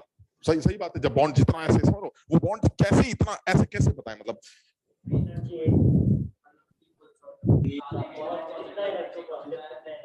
जैसे सर सीजियम और फ्लोरीन के बीच में नहीं, जैसे ये तो डिफरेंस जितना ज्यादा होगा वो तो ये डिसाइड करेगा कि आयनिक बॉन्ड बन रहा है कि नहीं। अब अगर ये डिसाइड कर लिया कि इसने भी आयनिक बॉन्ड बनाया है और मतलब हम दोनों ने भी आयनिक बॉन्ड बनाया है और तुम दोनों भी आयनिक बॉन्ड बनाया, ये डिसाइड हो गया भाई ऐसा ही आयनिक बॉन्ड बनेगा, ठीक। अब तुम्हारा आयनिक बॉन्ड मजबूत है कि मेरा आयनिक बॉन्ड मजबूत? बनता आयनिक बॉन्ड तो बन गया, इसका मतलब हुआ मैंने लूज किया, इसने पकड़ लिया, तुमने लूज किया, उसने पकड़ लिया, यही हुआ, बन चुका आयनिक बॉन्ड। वो सारे क्राइटेरिया सेटिस्फाई हो गए कि मेरी आयनाइजेशन एनर्जी कम होनी चाहिए थी, इसकी एफिनिटी ज्यादा होनी चाहिए थी, तुम्हारी आयनाइजेशन एनर्जी कम होनी चाहिए थी, उसकी एफिनिटी ज्यादा होनी चाहिए थी, सब हो गया। अब ये बताना है हमें कि इस तरह से जो आयनिक बॉन्ड बन गया इसमें मजबूती किसके अंदर ज्यादा है? बॉन्ड तो क्लियर हो गया, 1 मोल लैटिस बनना है, लैटिस तो 1 मोल बनेगा। चार्जेस ज्यादा नेगेटिव होगा, वो ज्यादा पॉजिटिव होगा। क्या तुम लोग गंदे? हाँ, थोड़ा सा दिमाग लगाओ ना यार। दो तरह के लोग आपस में बात कर रहे हैं, एक कैटायन है और एक एनायन। कब ये बातचीत ज्यादा होगी? कब ये इलेक्ट्रोस्टैटिक अट्रैक्शन ज्यादा होगा? क्या होता है इलेक्ट्रोस्टैटिक फोर्स ऑफ अट्रैक्शन की definition? This is K Q1 Q2 by R²। याद है? कैटायनिक एनायनिक चार्ज या दो चार्जेस बॉडीज के बीच में लगने वाला force of attraction, Coulombic force of attraction किसके बराबर होता है? Q1 Q2 upon R²। यानी अगर मेरा चार्ज ज्यादा है तो मैं एनायन को ज्यादा अट्रैक्ट करूंगा। यानी क्या ये lattice energy cationic anionic charges के ऊपर डिपेंड नहीं कर रही? जितना ज्यादा कैटायनिक एनायनिक चार्जेस होंगे उतना ज्यादा एक दूसरे के साथ बात करेंगे। तुम लोग ये सोच रहे थे कि कौन आसानी से देना चाहता है, कौन, वो सब हो चुका। ये लेन देन की बाद ही तो आयनिक बॉन्ड बना ना, अब बन चुका आयनिक बॉन्ड। अब आपको ये बताना है इस आयनिक बॉन्ड में मजबूती ज्यादा कहां है, कौन सा लैटिस ज्यादा मजबूत बना है। वो लैटिस एनर्जी किसके ऊपर डिपेंड करनी चाहिए? पहला फैक्टर तो ये जरूर होना चाहिए कि हमारे ऊपर जो चार्जेस हैं उनमें किसके ऊपर चार्ज ज्यादा है और किसके ऊपर चार्ज कम। जितना ज्यादा कैटायनिक एनायनिक चार्ज होगा उतना ज्यादा उनके बीच में बातचीत होगी, जितना ज्यादा वो बात करेंगे उतना ज्यादा मजबूत बॉन्ड बनेगा और लैटिस एनर्जी उतनी ही ज्यादा देखने को मिलेगी अगर कैटायनिक एनायनिक चार्ज ज्यादा है तो। दूसरी बात, अगर कैटायन और एनायन के बीच की दूरी कम कर दी जाए तो बातचीत बढ़ जाएगी। क्योंकि समझ रहे बात को, अगर कैटायन एनायन की डिस्टेंस कम हो जाएगी तो बातचीत बढ़ जाएगी, बातचीत के बढ़ने से बॉन्ड मजबूत हो जाएगा। इसका मतलब ये हुआ कैटायनिक एनायनिक साइजेस का जो एडिशन वो भी छोटे से छोटा होना चाहिए, क्योंकि कैटायन एनायन का साइज अगर छोटा होगा तो वो एक दूसरे के ज्यादा करीब आएंगे, जितना ज्यादा वो करीब आएंगे इलेक्ट्रोस्टैटिक फोर्स ऑफ अट्रैक्शन बढ़ जाएगा, क्योंकि electrostatic force of attraction is inversely proportional to R²। याद है? F is equal to Q1 Q2 by R²। यानी R² ज्यादा तो फोर्स कम, R² कम तो फोर्स ज्यादा। इसका मतलब ये हुआ जो मेन क्राइटेरिया इस चीज के लिए होने चाहिए वो पहले मैं अपने हिसाब से लिख देता हूं, फिर मैं लिखा हुआ दिखा भी दूंगा तुम्हें। वो ये जो मेन क्राइटेरिया होना चाहिए, इसके क्राइटेरिया जो लैटिस एनर्जी के कैलकुलेशन के लिए होना चाहिए, वो फर्स्ट फैक्टर होना चाहिए। अब ये मैं लिख रहा हूं, तुम्हें लिखा हुआ मिल जाएगा, फैक्टर्स अफेक्टिंग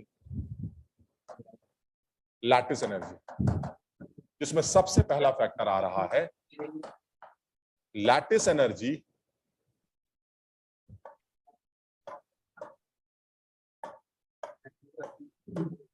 जो लैटिस एनर्जी निकल के आएगी, lattice energy it is inversely proportional to 1 upon R plus plus R minus. समझो, कैटायनिक एनायनिक साइजेस का जो सम होगा, दैट इज कैटायन एनायन के बीच की जो दूरी होगी, वो जितनी ज्यादा होगी लैटिस एनर्जी उतनी कम होगी, और जितनी कम होगी लैटिस एनर्जी उतनी ज्यादा होगी। यानी अगर मैं ये कहूं कि मेरे पास दो लैटिस है, ऐसे तुम अकल लगा के बताना, NaCl और KCl में मजबूत लैटिस कौन सा? अकल लगाओ। अब देखो तुम्हें ये नहीं पता कि किसकी कितनी, लेकिन तुम ये बता सकते हो सर कौन सा बॉन्ड ज्यादा आयनिक बनेगा, ज्यादा चांसेस आयनिक बॉन्ड बनने के। कैसे निकालेंगे sir? Cl is common, NaCl में Cl तो कॉमन है, यानी ये R माइनस तो कॉमन है, तो जो भी डिसाइड करेगा ये डिसाइड करेगा, और K नीचे होता है, Na ऊपर होता है। साइज किसका ज्यादा? K का। तो इसका मतलब ये बढ़ गया, ये बढ़ने से ये घट गया। तो समझ बात को, यानी लैटिस एनर्जी जो ज्यादा तगड़ी निकल के आ रही है वो NaCl की है, ना कि KCl। तो समझ पा रहे हो बात को? यानी कहने का मतलब ये हुआ कि अगर आप NaCl और KCl की बात कर रहे हैं तो RNa प्लस RCl माइनस जो होगा वो छोटा होगा RK प्लस, हाँ K का साइज बड़ा होगा। एक सेकंड, एक बार देख लेते हैं, यहाँ पर रख के ना, यहाँ पर रख के देख लेते हैं। R प्लस R माइनस है ना, तो इसमें ये हुआ कि ये K प्लस का साइज ज्यादा होगा, K प्लस का साइज ज्यादा होगा तो ये वैल्यू बड़ी आ जाएगी, और ये वैल्यू बड़ी आ गई तो फिर ये छोटी हो जाएगी। इसका मतलब ये हुआ KCl की लैटिस एनर्जी वो छोटी आ जाएगी एज कंपेयर टू NaCl। ये समझ पा रहे हो? अब हम ये नहीं जानते कितनी होगी, हमें क्या करना लेकिन हम आप क्वालिटेटिवली अंदाजा लगा पा रहे हैं पहले फैक्टर से कि कैटायनिक एनायनिक साइज जो होते हैं आपके, वो कैटायनिक एनायनिक साइज आपके लैटिस एनर्जी को जरूर गवर्न करेंगे। Lattice energy cationic anionic sizes के समेशन के इनवर्सली प्रोपोर्शनल होगी, क्योंकि जितना ज्यादा कैटायन एनायन दूर होंगे उतना ज्यादा लैटिस एनर्जी कम होगी। यानी कि कैटायन और एनायन का साइज छोटे लेने से लैटिस एनर्जी को इंक्रीज करेगा। तो समझे बात? ठीक, दूसरा फैक्टर लिखते हैं। हाँ,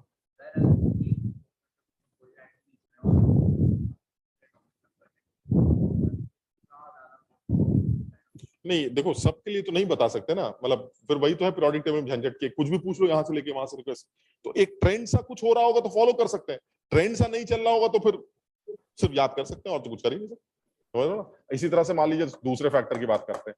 दूसरा फैक्टर क्या है? Lattice energy is directly proportional to cationic charge and anionic charge. समझो, कैटायन के और एनायन के चार्ज के साथ डायरेक्टली रिश्ता रखती है। क्यों कह रहे हैं ऐसा? क्योंकि सर अगर कैटायनिक एनायनिक चार्ज ज्यादा है तो कैटायन एनायन ज्यादा इंटरेक्ट करेंगे, ज्यादा इंटरेक्ट करेंगे तो ज्यादा एनर्जी रिलीज होगी, जितनी ज्यादा एनर्जी रिलीज होगी लैटिस एनर्जी उतनी ज्यादा होगी और स्टेबिलिटी उतनी तक मजबूत बनेगी। इसका मतलब ये हुआ अगर कैटायनिक एनायनिक चार्ज ज्यादा है तो भी लैटिस एनर्जी बढ़ जाएगी। जैसे एक एग्जांपल ले लेते हैं, मान लीजिए वो कहता है कि भाई साहब NaCl और MgCl2 में किस लैटिस की लैटिस एनर्जी ज्यादा होगी, तो क्या जवाब देंगे? हमने कहा देखिए ऐसा है, जितना समझ में आ रहा है वो ये कि Na plus Cl minus Mg plus 2। समझ रहे हो बात को? यानी यहां पर कैटायनिक एनायनिक चार्ज +2 -2 और यहां +1 -1। इसका मतलब हुआ सर +2 -2 और +1 -1 में +2 -2 का इंटरेक्शन ज्यादा होगा, so lattice energy of MgCl2 it should be greater than the lattice energy of NaCl। समझो बात, कुछ समझ पा रहे हो? और साथ में ये भी मेंशन कर लेते हैं among size factor and charge factor, charge factor is dominating, charge factor is dominating। ये बात भी याद कर लेते हैं। यानी एक्चुअली दो रूल हैं लैटिस एनर्जी, एक और रूल है वो भी हम अलग से लिख देते हैं। मेनली दो रूल्स हैं लैटिस एनर्जी को प्रेडिक्ट करने के, जिसमें पहला रूल बनाया गया है कि अगर दो लोग मिलकर आयनिक बॉन्ड बना रहे हैं तो इनसे बना लैटिस की लैटिस एनर्जी वो इंटर आयनिक डिस्टेंस के इनवर्सली प्रोपोर्शनल होती है। इंटर आयंस यानी आयंस के बीच की डिस्टेंस, इंटर आयनिक डिस्टेंस जितनी ज्यादा होगी लैटिस एनर्जी उतनी कम हो जाएगी, और इंटर आयनिक डिस्टेंस जितनी कम होगी लैटिस एनर्जी उतनी बढ़ जाएगी। दूसरा factor, lattice energy is directly proportional to cationic anionic charge. More the cationic anionic charge, more will be the interaction, more energy release, so the lattice energy will be high. यानी कि आपके पास दो main criteria हैं, एक inter आयनिक distance का और एक charge factor. हाँ, अगर इन दोनों में आपको डिसाइड करना पड़ गया कभी तो चार्ज फैक्टर ज्यादा डोमिनेटिंग फैक्टर माना जाएगा लैटिस एनर्जी के ज्यादा होने में। ठीक, अब एक छुपा हुआ तीसरा क्राइटेरिया है जो बहुत स्पेसिफिक कंपाउंड्स के लिए यूज किया जाएगा, और वो तीसरा क्राइटेरिया है, पहले इसको नोट कर लो फिर अगले पेज। हाँ सर, अगर दो कैटायन और एनायन की रेडियस अगर सेम है तो सर फिर उसमें कैसे प्रेडिक्ट करेंगे?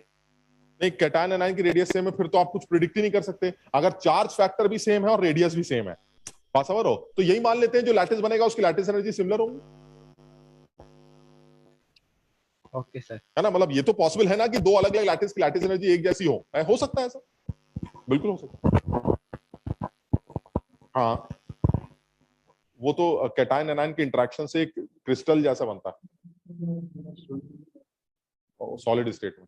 12th में पूरा एक चैप्टर आएगा, वो एनसीईआरटी से हटाया जा चुका है, लेकिन आईआईटी में बहुत पूछा जाता है क्योंकि उसमें बहुत अकल लगानी पड़ती है। वो तो तुम देख ही रहोगे डायग्राम देखी, उसमें तमाम बकवास होती है। हाँ, ये समझ में आ गया भाई, आगे बढ़े। ठीक, चलिए एक तीसरा फैक्टर और डाल देते हैं।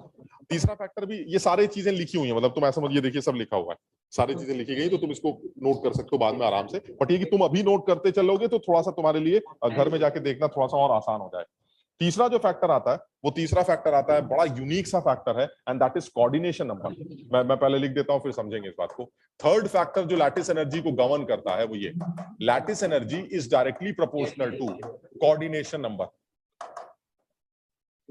Coordination number of cation. More the size of cation, more will be its coordination number. इसके नाम से तुम समझ सकते हो, मतलब तुम चाहो तो इसको मुश्किल समझ सकते हो और तुम चाहो तो इसको समझ सकते हो। कोऑर्डिनेशन, कैटायन का कोऑर्डिनेशन। तुम सोचो जरा, किसी भी आयनिक लैटिस में, हमारा तो लैटिस तैयार होगा बिल्डिंग बड़ी सी है ना, तो क्या कैटायन एनायन को टच करेगा? किसी भी आयनिक लैटिस के अंदर क्या कैटायन एनायन को टच कर सकता है? अच्छा ठीक, अगर कैटायन एनायन को टच नहीं करेगा तो क्या कैटायन कैटायन को टच कर रहा है? तो फिर इसका मतलब एक ऐसा पत्थर तुमने बनाया है जिसमें कोई किसी को टच नहीं कर रहा। ये कौन सा पत्थर होता है? सॉलिड किसे कहते हैं? कोई आदमी किसी दूसरे आदमी को सहारा दे, वरना तो फुस, सॉलिड फुस होता है कोई।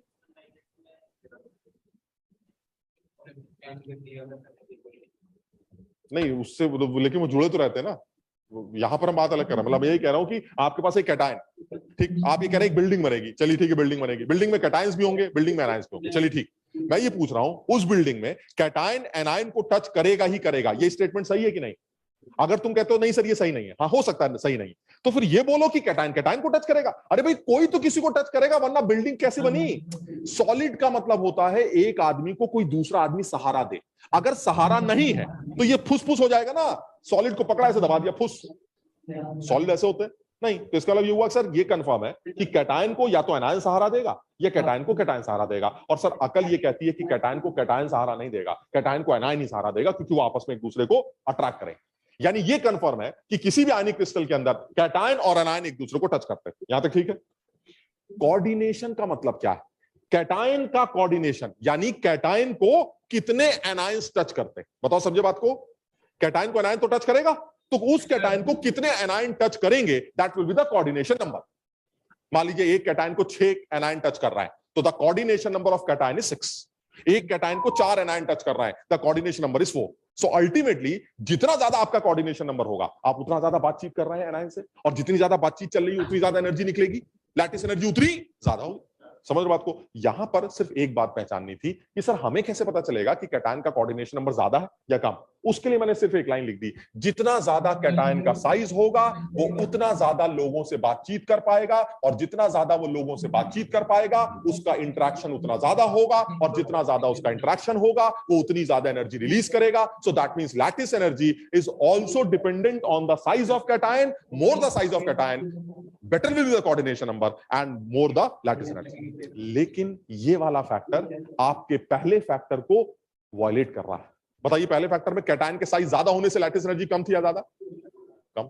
और आप क्या कह रहे हैं कि कैटायन का साइज ज्यादा होगा तो सर वो कोऑर्डिनेशन नंबर ज्यादा होगा, कोऑर्डिनेशन नंबर ज्यादा होगा तो लैटिस एनर्जी। ये क्या बदतमीजी है सर? वहां आपने बोला था कैटायन के साइज ज्यादा होने से लैटिस एनर्जी कम हो जाती, और आप यहां कह रहे हैं कैटायन का साइज ज्यादा होने से लैटिस एनर्जी बढ़ जाती है। क्योंकि ये एक यूनिक केस है जो सिर्फ एप्लीकेबल है, only applicable for sulfates and carbonates of alkaline earth metals.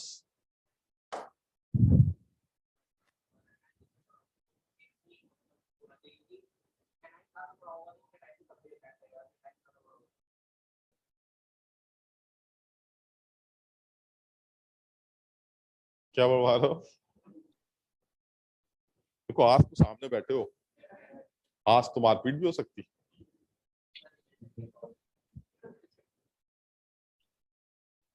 लेकिन तुम समझो ये वाला फैक्टर हमारे फर्स्ट फैक्टर को वायलेट कर रहा है, बट ये फैक्टर यूनिक फैक्टर है जो सिर्फ एप्लीकेबल कब है वो हमने लिख रखा है।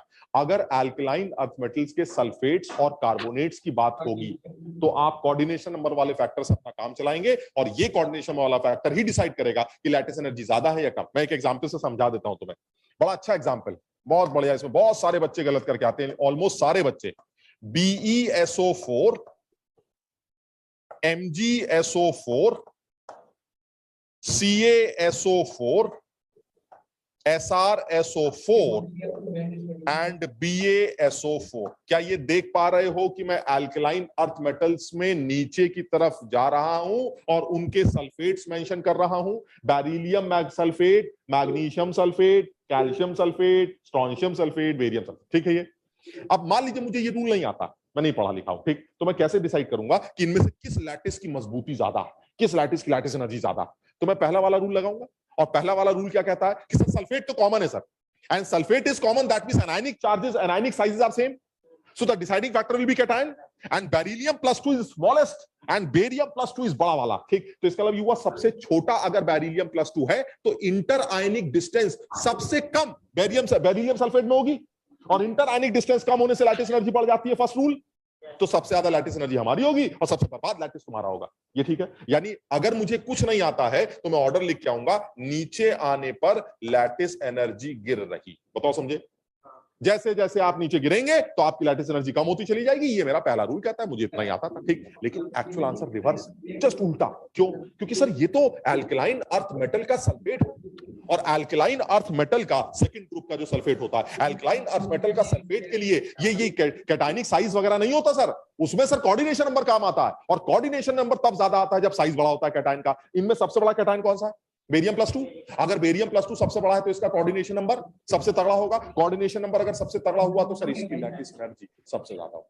यानी इस फैक्टर को, स्पेसिफिकली इस फैक्टर को जब आप यूज करेंगे तो आपको पता चलेगा ये बिल्कुल गलत लिखा है। असलियत तो ये है कि बेरिलियम सल्फेट की लैटिस एनर्जी कम होती है MgSO4 से, MgSO4 की लैटिस एनर्जी कम होती है CaSO4 से, सो ऑन। और सबसे तगड़ा लैटिस तो बेरियम सल्फेट बनता, सबसे मजबूत लैटिस। और पता नहीं तुमने कभी महसूस किया है कि नहीं, बेरियम सल्फेट अक्सर व्हाइट प्रेसिपिटेट के फॉर्म में बाहर आ जाता।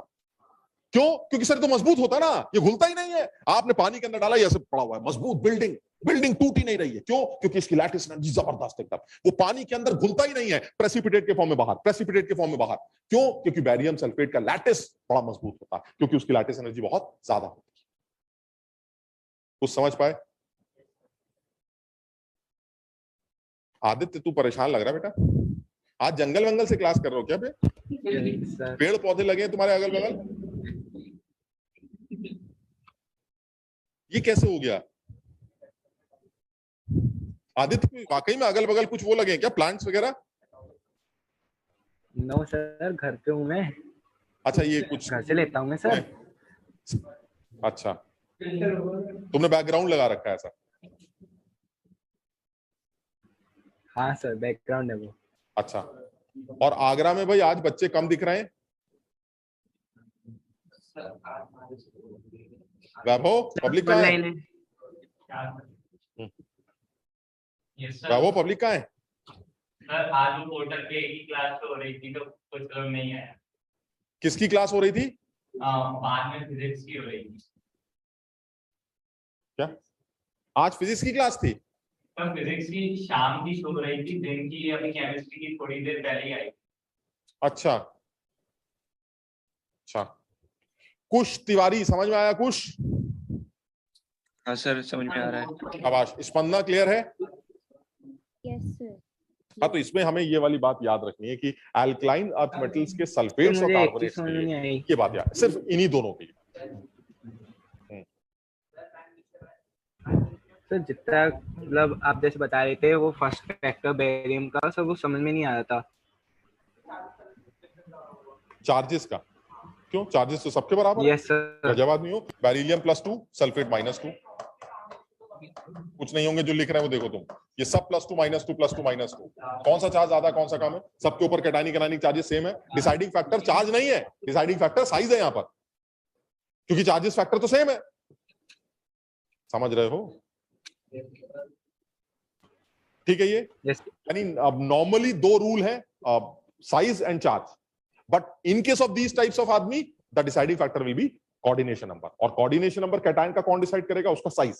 जितना ज्यादा साइज उतना ज्यादा कोऑर्डिनेशन नंबर, जितना ज्यादा कोऑर्डिनेशन नंबर उतनी ज्यादा बातचीत, उतनी ज्यादा लैटिस एनर्जी। लेकिन सिर्फ इन लोगों के लिए, बाकी लोगों के लिए अपना पुराने दो रूल है, साइज एंड चार्ज फैक्टर। जैसे एक आधा एग्जांपल से भी शायद समझ जाओ तो।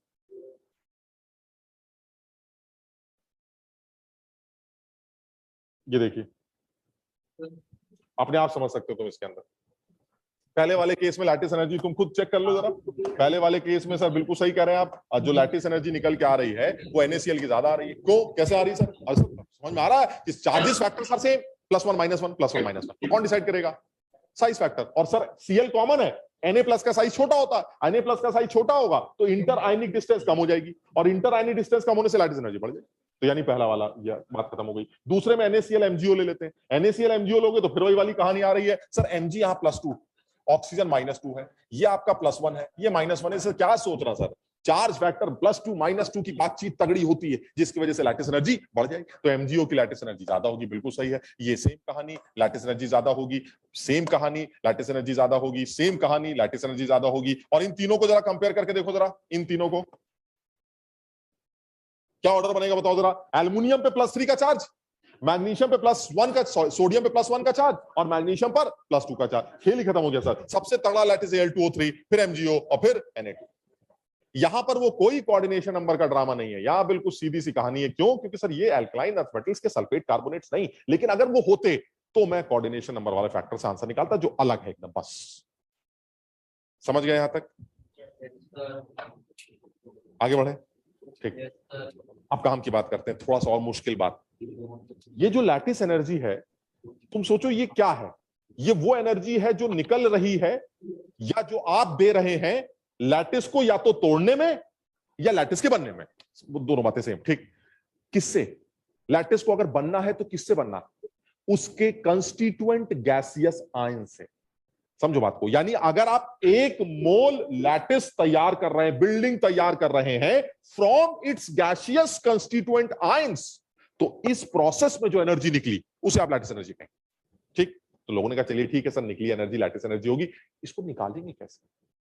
मैंने कहा लैटिस एनर्जी कैलकुलेट करने के लिए हम कैटायनिक एनायनिक इंटरेक्शंस को डिस्कस कर लेते हैं, क्योंकि हमें पता है कि जब दो कैटायन और एनायन आपस में एक दूसरे के साथ इंटरेक्ट करते हैं तो जो एनर्जी रिलीज होती है वो KQ1 Q2 by R से निकाली जाती है। याद है potential energy KQ1 Q2 by R? तो मैंने कहा ठीक है सर, एक कैटायन लेंगे, एक एनायन लेंगे, इनके बीच की दूरी निकालेंगे, इनके चार्जेस को यूज करेंगे और KQ1 Q2 by R से काम चला लेंगे। कह रहा अरे तुम पागल हो गए हो, एक कैटायन और एक एनायन होता तो भी चल जाता, और वो कैटायन और वो एनायंस आपस में इंटरैक्ट कर रहे हैं, कोई रिपेल कर रहा है, कोई अट्रैक्ट कर रहा है, कैटायन कैटायन रिपल्शन चल रहा है, कैटायन एनायन अट्रैक्शन चल रहा है। ये कैटायन उस एनायन को भी अट्रैक्ट करेगा और इस एनायन को भी अट्रैक्ट करेगा, ये कैटायन उस कैटायन को भी रिपेल करेगा और उस कैटायन को भी रिपेल करेगा। पूरी बिल्डिंग में कैटायंस एनायंस फैले हुए हैं। बात समझ रहे हो कि नहीं? यानी मेरे कहने का मतलब ये हुआ कि जैसे मान लीजिए आपने एक कमरा बनाया, इस एक कमरे के अंदर आपने NaCl का, जैसे अभी हमने एग्जांपल लिया था, तो उस एक कमरे में Na और Cl कहां थे? सर ये कोनों पर Cl था,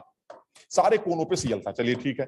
और साथ ही साथ फेस के सेंटर पर भी Cl था। चलिए ये भी ठीक है। एक पीछे वाले फेस, एक आगे वाले फेस। और सिर्फ कहां पर Na+ था? Na+ सर एजेस के सेंटर पे था। तो कोई भी एजेस के सेंटर, ये हो गया, ये हो गया, ये हो गया, ये जितने भी एजेस हैं, 12 एजेस के सेंटर पर Na+ था और साथ में बॉडी के अंदर, बॉडी के बिल्कुल बीचों बीच। ठीक, अब आप ये बताइए सर कैसे निकालेंगे लैटिस एनर्जी? तो बड़ा आसान है। क्या ये कैटायन, ये हरा वाला, क्या इस पीले वाले को अट्रैक्ट कर रहा है?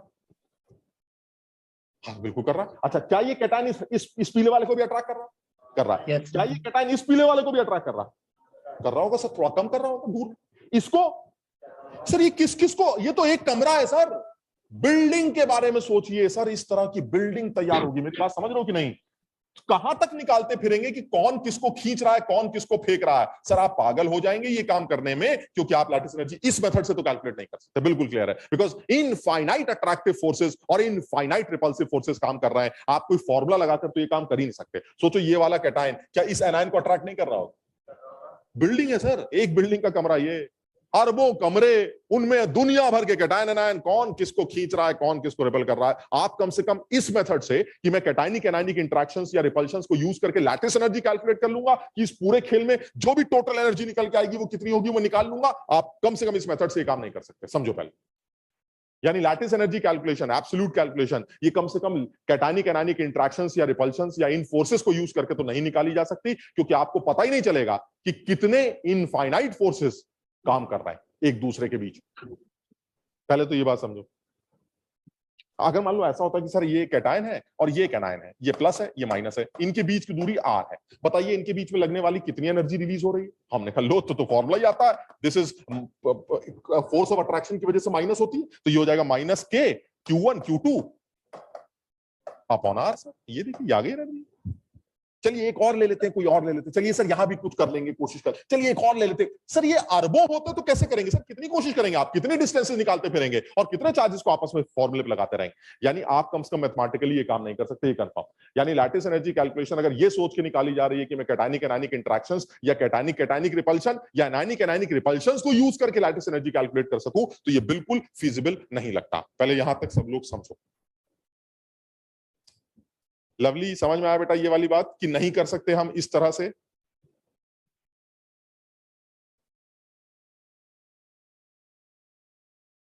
लवली सुनाई नहीं दिया।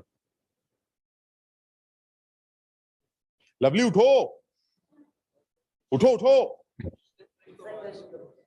क्रिश उठो बे। हाँ लवली उठ गई। लवली क्या कह रही हो?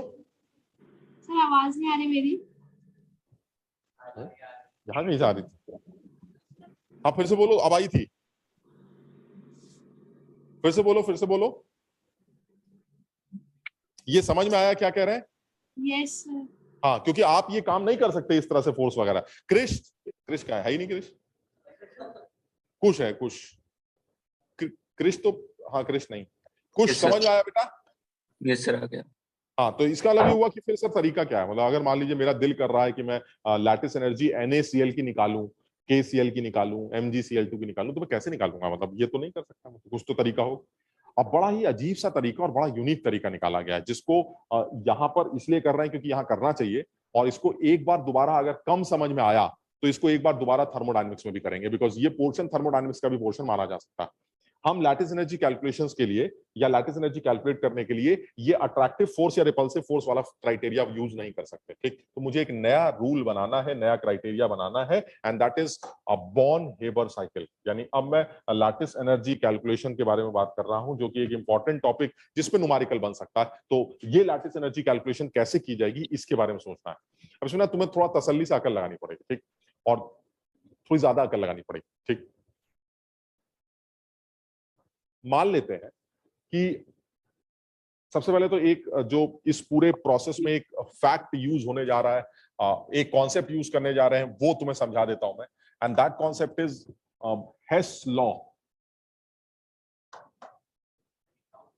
नहीं प्लीज, इससे पहले कि हम भूल जाएं, हेस लॉ बोलो।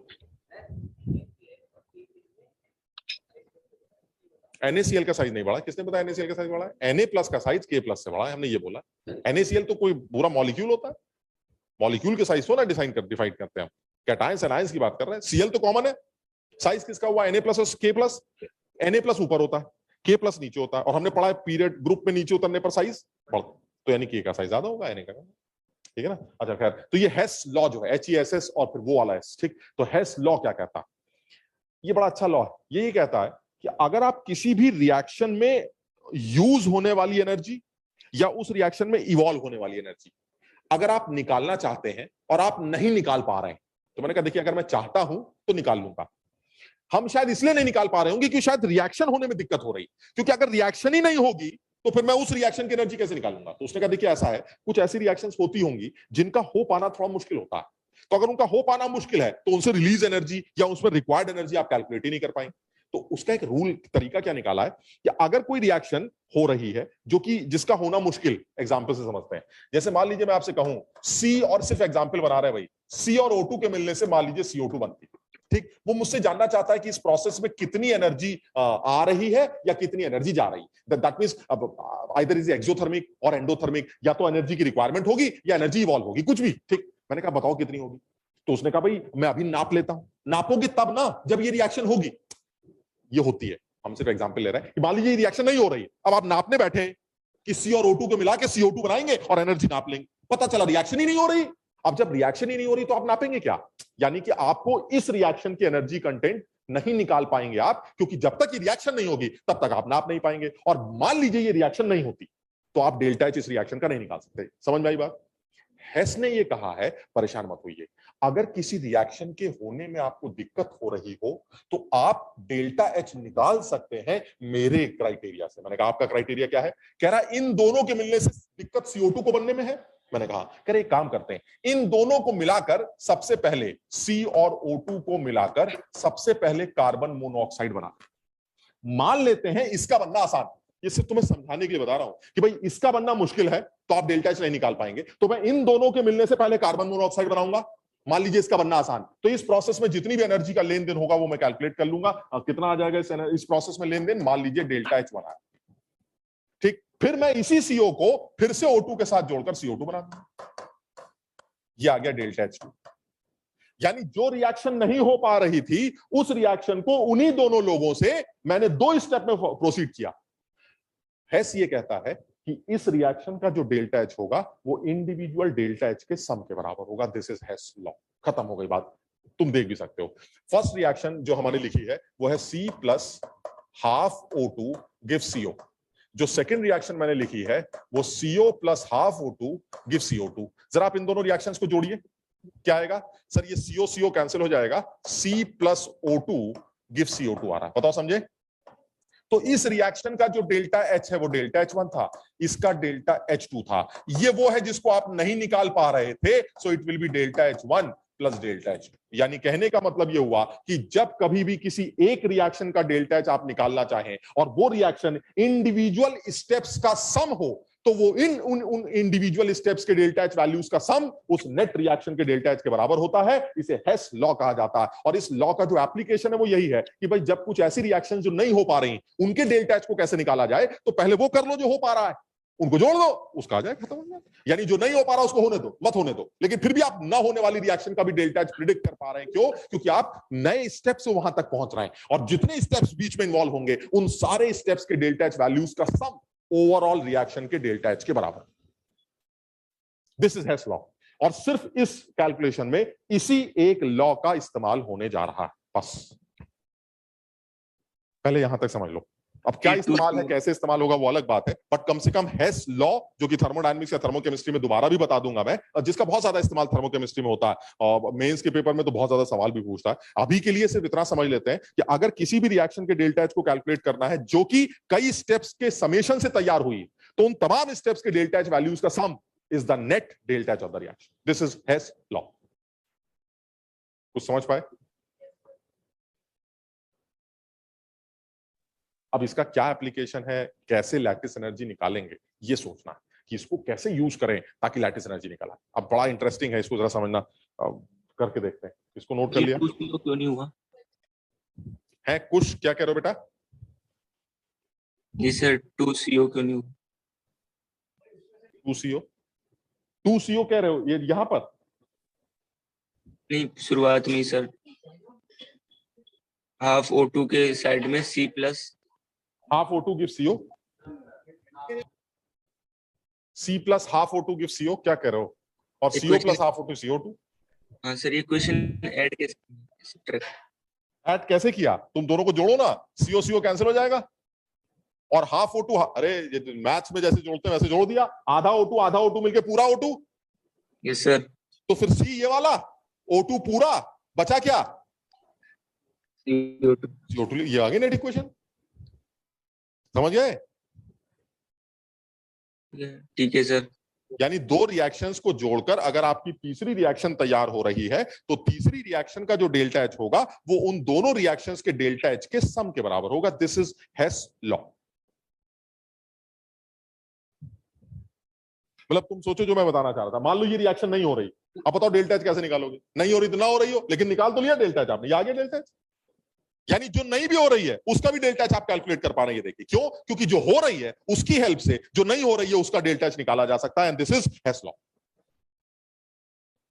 ठीक है, अच्छा अब खैर ये तो एक लॉ है जो अप्लाई करने जा रहे हैं, बट लैटिस एनर्जी कैलकुलेशन में इसका क्या रोल है जरा सा उसको देखने की कोशिश करते हैं। आज एक इस एग्जांपल से समझते हैं, नहीं समझ में आएगा तो इसको दूसरे एग्जांपल से भी समझेंगे और कुछ एग्जांपल तुमसे भी करवाएंगे। तो जैसे मान लीजिए मैं सिंपल सा एक एग्जांपल लेता हूं समझने के लिए। मुझे NaCl की लैटिस एनर्जी कैलकुलेट करनी है। Calculation of lattice energy of NaCl, मुझे NaCl की लैटिस एनर्जी निकालनी। ठीक, चलिए ठीक है। अच्छा अब एक चीज तुम बताना, मैं एक रिएक्शन लिख रहा हूं, तुम बताना क्या इस प्रोसेस के डेल्टा एच को लैटिस एनर्जी कहा जाएगा? Na solid plus half Cl2 gas gives NaCl gas, sorry NaCl solid. अब तुम मुझे बताओ क्या तुम 1 मोल NaCl की बिल्डिंग बना रहे हो? Yes sir. हाँ बना रहे हैं। तो हम 1 मोल NaCl की बिल्डिंग बना रहे हैं। ये 1 मोल NaCl की बिल्डिंग किससे बना रहे हैं? Na सॉलिड और हाफ Cl2 गैस से। इस प्रोसेस में जो भी एनर्जी का लेन देन हो रहा है क्या उसे इस NaCl की लैटिस एनर्जी कहेंगे? No sir. नहीं कहेंगे, क्योंकि आपने NaCl की लैटिस एनर्जी या किसी भी सॉलिड की लैटिस एनर्जी की डेफिनेशन पढ़ी। 1 मोल बनाना तो 1 मोल ही है सर, ये तो बिल्कुल सही लिखा है। किससे? लेकिन उसके गैसियस कंस्टिट्यूएंट आयन से। इस NaCl के गैसियस कंस्टिट्यूएंट आयंस कौन कौन से होंगे? Na प्लस गैस और Cl माइनस गैस। क्या ये Na प्लस और Cl माइनस गैस है? नहीं। तो मैंने कहा सर ऐसा है, 1 मोल NaCl तो बन रहा है सर, 1 मोल बिल्डिंग बन रही है, 1 मोल लैटिस बन रहा है, सब सही है सर, लेकिन ये लैटिस एनर्जी नहीं है, क्योंकि ये 1 मोल बिल्डिंग आप Na प्लस गैस और Cl माइनस गैस से नहीं बना रहे हैं। और लैटिस की डेफिनेशन यही थी कि 1 मोल गैसियस कंस्टिट्यूएंट आयन से, मतलब गैसियस कंस्टिट्यूएंट आयन से मिलाकर जब 1 मोल लैटिस तैयार होता है तो इस प्रोसेस में जितनी एनर्जी रिलीज होती है उसे लैटिस एनर्जी कहा जाता है। यहां तक ठीक है? अच्छा अब ये किससे बना रहे हैं ये भी देख लेते हैं। 1 मोल नमक तो तैयार हो रहा है, बिल्डिंग तो 1 मोल ही बन रही है, बिल्कुल सही है। लैटिस बन रहा है, हाँ सर पत्थर बन रहा है, बहुत सही है। लेकिन अगर ये पत्थर उन लोगों से बन रहा है जो इसके कंस्टिट्यूएंट एलिमेंट्स की स्टैंडर्ड स्टेट है, तो फिर इस रिएक्शन के डेल्टा एच का नाम हीट ऑफ फॉर्मेशन रखा जाता। ये इस पत्थर का फॉर्मेशन इंथैल्पी होता। यानी अगर किसी भी लैटिस को आप उन लोगों से बना रहे हैं जो उसके कंस्टिट्यूएंट एलिमेंट्स की स्टैंडर्ड स्टेट होती है, सोडियम की स्टैंडर्ड स्टेट सॉलिड और क्लोरीन की स्टैंडर्ड स्टेट गैस होती। यानी अगर आप इस नमक को इन दोनों के कंस्टिट्यूएंट पार्ट कौन कौन से? NaCl, अगर आप इनकी स्टैंडर्ड स्टेट से बनाने जा रहे हैं तो इसका मतलब आप इस प्रोसेस की जो एनर्जी का लेन देन होगा उसे हीट ऑफ फॉर्मेशन का नाम दिया जाएगा, ना कि लैटिस एनर्जी। कुछ समझे बात को? So ultimately this is heat of formation of नमक जो आपको सवाल में दे दी जाए। Yes sir. यहां तक ठीक है? सब लोग समझना बड़ा इंटरेस्टिंग है, ये थोड़ा सा अकल लगानी पड़ेगी बस। ठीक, तो इसका मतलब ये हुआ सर मैंने नमक को तैयार किया है Na और सॉलिड और Cl2 गैस की मदद से, बट सर ये कंफर्म है this energy is not lattice energy, because अगर ये लैटिस तो 1 मोल बन रहा है सर, लेकिन अगर ये लैटिस गैसियस कंस्टिट्यूएंट आयन से बनता तो मैं इसको लैटिस एनर्जी बोल देता। लेकिन सर ये तो स्टैंडर्ड स्टेट से बन रहा है, तो इसका मतलब this is not lattice energy, it should B heat of formation of नमक। ठीक, अच्छा अब एक काम करते हैं, मैं इन्हीं दोनों से एक बार नमक किसी और तरह से बना के दिखाता हूं, जरा समझना। इन्हीं दोनों से नमक बनाऊंगा, देखो कैसे। Na सॉलिड से Na गैस बनाऊंगा। क्या किया मैंने? ये सॉलिड को गैस में कन्वर्ट किया है। क्या कहते हैं इसको? Sublimation. This is sublimation. Conversion of solid into gas below its melting point is known as sublimation. So ultimately, energy DLE, D. This is heat of sublimation. Delta H sublimation सवाल में दे देगा।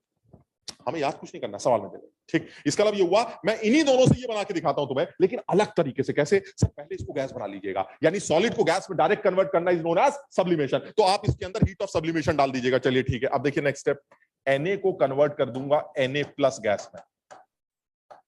बताओ क्या हुआ है, सोच के जवाब देना एक बार में। What is this conversion? किस नाम से जाना जाएगा ये कन्वर्जन?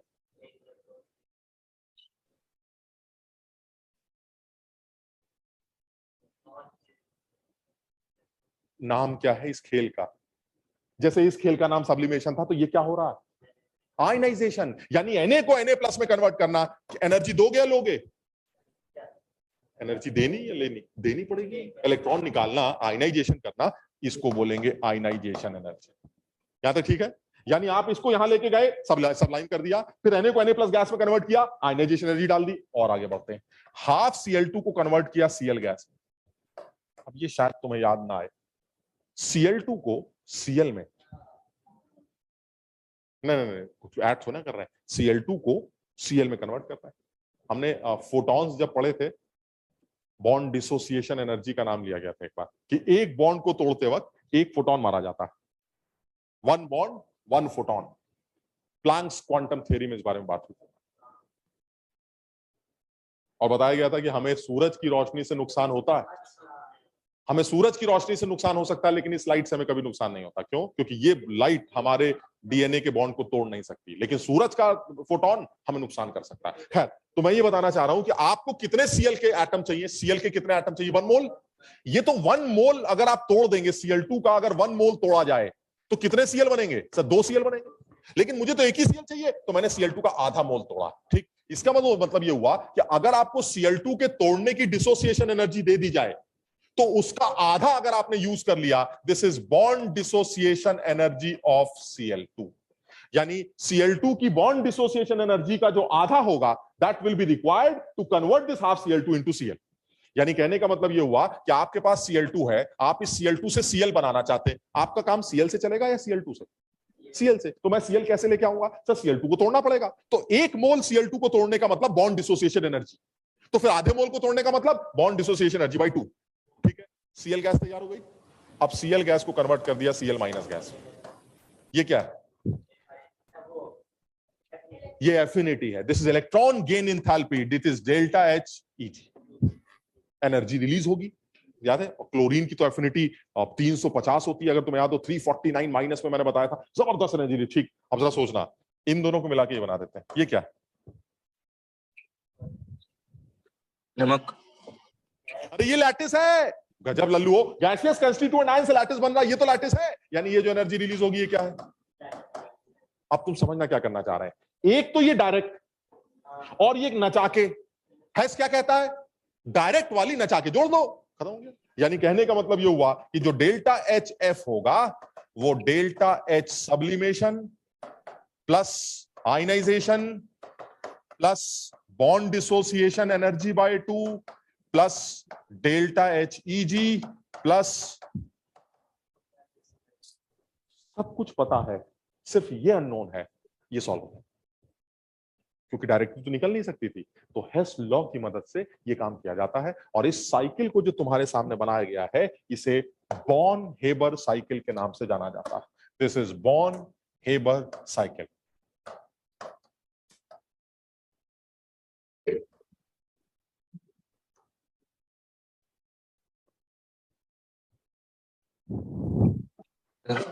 बस अपने आप समझ के देखो, हर बार अलग तरह से। अलग तरह का मतलब ठीक है, थोड़े बहुत यहाँ चेंजेस आएंगे, बस एक आध तुमसे बनवा लेंगे हम, थोड़ा बहुत चेंजेस आएंगे, लेकिन अकल लगानी पड़ेगी तुम्हें। कि जिसने थोड़ा बहुत पीरियोडिक टेबल पढ़ा है उसको समझ में आएगा, हाँ सर ये तो आयनाइजेशन है, ये एफिनिटी, बस इतना ही है अकल लगाना, और कोई अकल नहीं लगाना।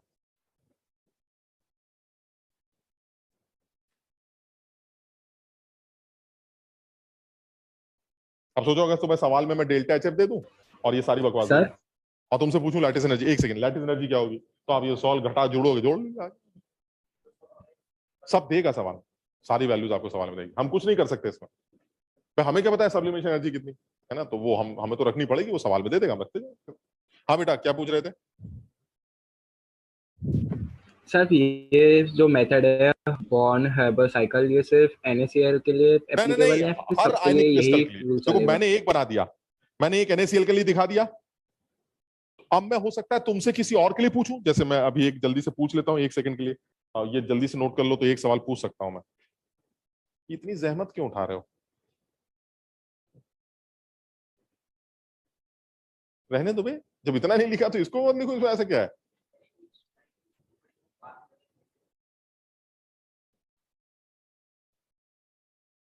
यानी ये है वो मेन इक्वेशन जो यूज होगी हमारे कैलकुलेशन। ये मेन इक्वेशन जो इस NaCl के लिए बनाई गई, हर किसी के लिए नहीं है। हर किसी के लिए तो आपको डिराइव करके देखना पड़ेगा। तो मैं तुमसे एक बनवा लेता हूं।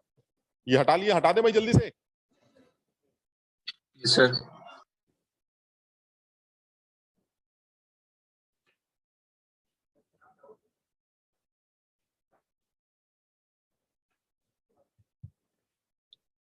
तुम्हारा डाउट था? अच्छा,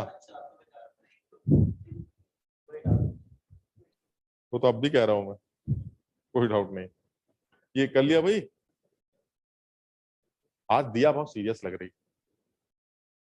पिटाई पिटाई हुई या कोई स्कूल के मार्क्स वार्क्स मिले? तो तुम लोग अच्छे नहीं आते होंगे, बताइए। शर्म की बात है बे, बीच में बात। अच्छा, 11 नंबर है बताइए। क्या सिलेबस क्या था?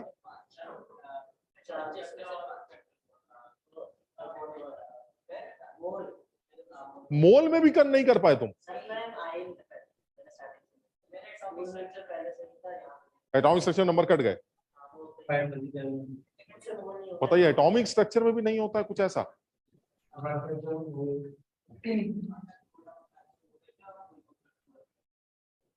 अरे तो यार एटॉमिक स्ट्रक्चर को पक्का करो ना यार, इससे इतना आसान चैप्टर तुम लोग इसमें परेशान होते हो। एटॉमिक स्ट्रक्चर बहुत आसान चैप्टर है भाई।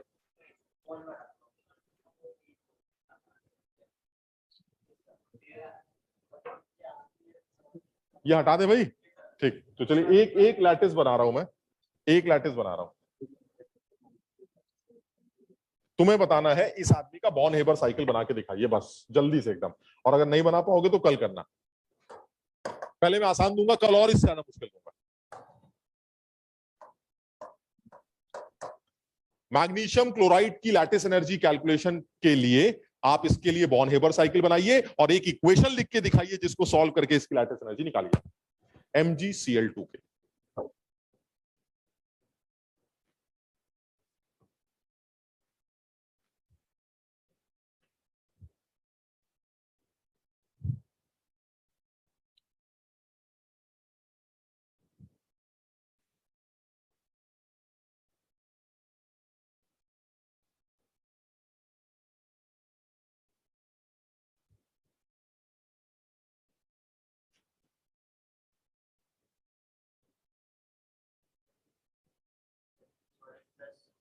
हाँ, पहले तो हीट ऑफ फॉर्मेशन लिख देते हैं। फॉर्मेशन लिख लो, फिर अपने आप सोचो। एक बार MgCl2 को ऐसे बना लेते हैं, Mg का सॉलिड और Cl2 का गैस, और इसके मिलने से MgCl2 का पत्थर बनेगा। अब आप इसको उल्टी तरीके से बनाइए किसी और। ये क्या है? Delta HF, heat of formation of MgCl2। क्योंकि आप MgCl2 का 1 मोल बना रहे हैं फ्रॉम इट्स कंस्टिट्यूएंट एलिमेंट्स की standard state, so ultimately this should be the heat of formation. अब आप इसको किसी और तरह से बना लीजिए। कैसे बनाएं?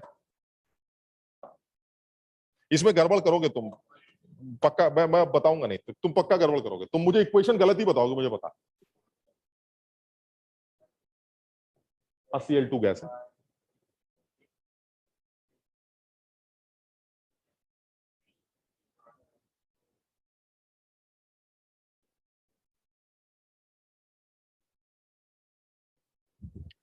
सब लोग करो।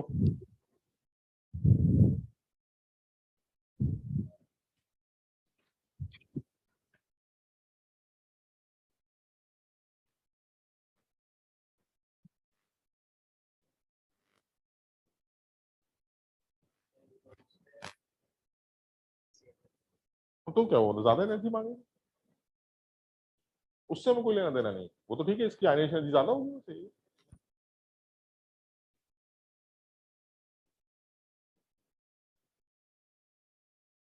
ये कोई यही गड़बड़ हो गई।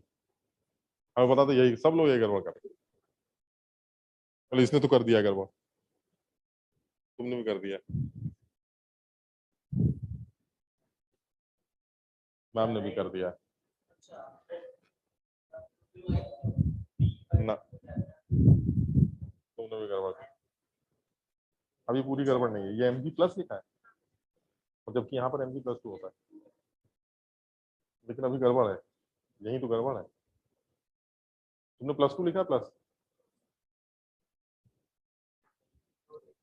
अरे यार तुम लोग गजब लल्लू हो, mg पे पहले, ओहो ये दो आयनाइजेशन एनर्जीज को यूज करेगा, 2i नहीं i1 प्लस i2, समझो बात को, ये एक mg नहीं है भाई, मतलब ये mg प्लस 1 नहीं है, ये mg प्लस 2 है, यानी एक बार mg प्लस बनेगा और फिर mg प्लस 2 बनेगा, और इस प्रोसेस में पहली आयनाइजेशन एनर्जी ये होगी और दूसरी आयनाइजेशन एनर्जी ये होगी, और तुम भूल गए कि आयनाइजेशन एनर्जी जो 2 होती है वो 1 से बड़ी होती है, याद है ये, सक्सेसिव आयनाइजेशन एनर्जी बढ़ती जाती है, और कहीं डिफरेंस बहुत बढ़ गया तो फिर आप ग्रुप का अंदाजा लगा सकते हैं कि किस तरह का एलिमेंट है, समझ लो, जैसे मान लीजिए फर्स्ट आयनाइजेशन एनर्जी 50, दूसरी 70 होनी है और तीसरी 700, तो इसका मतलब है सर ये वो आदमी है जो 2 तो निकालने देगा, तीसरी नहीं निकालने देगा, यानी ये मैग्नीशियम टाइप का आदमी है सेकंड ग्रुप का, जिसके बाहर 2 इलेक्ट्रॉन थे, एक निकाल लो, दूसरा चलो निकाल लो, तीसरा छूना भी मत, क्योंकि अब हम स्टेबल हो चुके हैं, यानी ionization energy, successive ionization energies लगातार बढ़ती चली जाती, तो यानी एक होगी आपको सवाल में 1 दे दी जाएगी, एक 2 दे दी जाएगी, आप इसको दोनों को यूज करें, समझ में आई ये वाली बात, सो दो आयनाइजेशन, अच्छा यहां आते हैं, Cl2 को सर तोड़ के आपको 2 Cl बनाने पड़ेंगे, बिल्कुल सही है सर, 2 Cl बनेंगे, हमें 2 ही Cl चाहिए, 2 Cl गैस बन गए, पूरा एक बॉन्ड तोड़ेगा सर, पूरा 1 mole, so this will be only bond dissociation energy, बताओ ठीक है ये, अच्छा इस 2 Cl से आप 2 Cl माइनस बनाएंगे, क्लियर है, ये क्या है एक बार में बताना क्या है, एफिनिटी नहीं है, कुछ और, this is twice delta HEG, क्योंकि वो पर, तुम लोग समझते ही नहीं यार बात को, this is twice of delta HEG, बताओ समझे, 2 मोल हैं, 1 मोल को कन्वर्ट करना इस डेल्टा HEG, 2 मोल को ट्वाइस ऑफ डेल्टा HEG, और इन दोनों को जोड़कर क्या तैयार हुआ, लैटिस। अब जो आपकी इक्वेशन होगी वो क्या होगी, वो इक्वेशन बनेगी delta HF is equal to delta H sublimation plus IE1 plus IE2 plus bond dissociation energy plus twice delta HEG plus lattice energy, सारी वैल्यू सवाल में दी जाएंगी, चुपचाप पुट कर दीजिए, लैटिस एनर्जी निकाल लीजिए, and this is the Born Haber cycle of MgCl।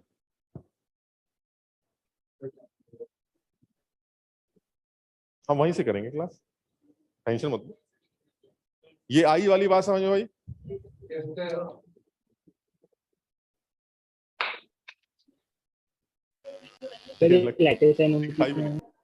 हाँ पता नहीं माइक का, हमने बाकी सेंटर्स में तो वो वाला इलाज लगा रखा है, कहीं से भी चिल्लाओ आवाज आ जाती है, हाँ सर ये लैटिस एनर्जी क्यों आया, ये तो रिलीज हो रही है ना, कहां पर, दूसरे रूम्स, तो यहाँ क्यों नहीं है ऐसा,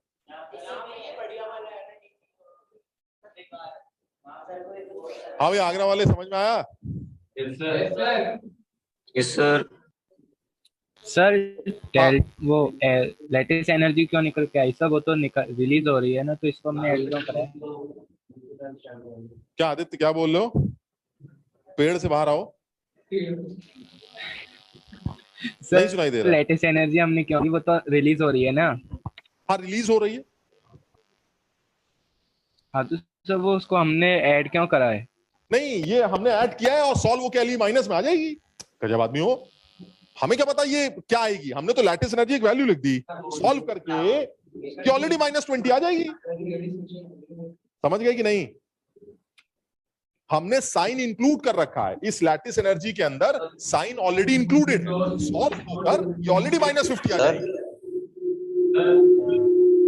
आदित्य समझ गया कि नहीं, समझ रहे ना, सारे डेटा पुट करेगा, पुट करने के बाद एली की वैल्यू आएगी, वो एली की वैल्यू ऑलरेडी -200 आ जाएगी, बस खत्म हो गई, so that means the lattice energy of MgCl2 is -200, that means 1 mole MgCl2 को अगर उसके गैसियस कंस्टिट्यूएंट आयन से आप बनाना चाहते हैं तो 200 किलो जूल पर मोल एनर्जी रिलीज होगी, ऐसे बस खत्म, ठीक है ना, चलो आज इतना ही करते हैं, अगली क्लास सवाल में सब दी सारी वैल्यूज गिवन होंगी, सिर्फ आपको लैटिस एनर्जी निकालनी होगी, या ऐसा भी हो सकता है लैटिस एनर्जी गिवन है और आयनाइजेशन एनर्जी 2 निकालनी। सुनो तब 1 2 3 4 5 6 7 वेरिएबल्स हैं, 6 दे देगा। अब सातवां तुमसे पूछ ले अब कौन सी देगा कौन सा नहीं, वो तुम्हें ये इक्वेशन लिखनी है बस। ये इक्वेशन तुम तभी लिख पाओगे जब ये कायदे से बनेगा। तो ये साइकिल अगर बन गया तो इक्वेशन लिख दे।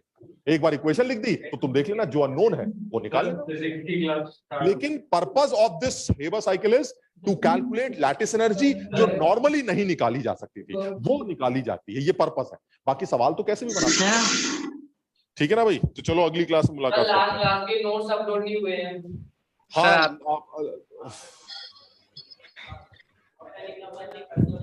सर आप इसके और क्वेश्चन करा देना प्रैक्टिस के लिए। किसके? सर इसी के लैटिस एनर्जी कैलकुलेशन। बिल्कुल अगली क्लास में और टफ करेंगे सर। नोट्स अपलोड नहीं हुए। अरे नोट्स लास्ट क्लास के तो नहीं हुए, ज्यादा चैचे मत करो। बक आज कर देंगे, आज कर देंगे। आज कर देना।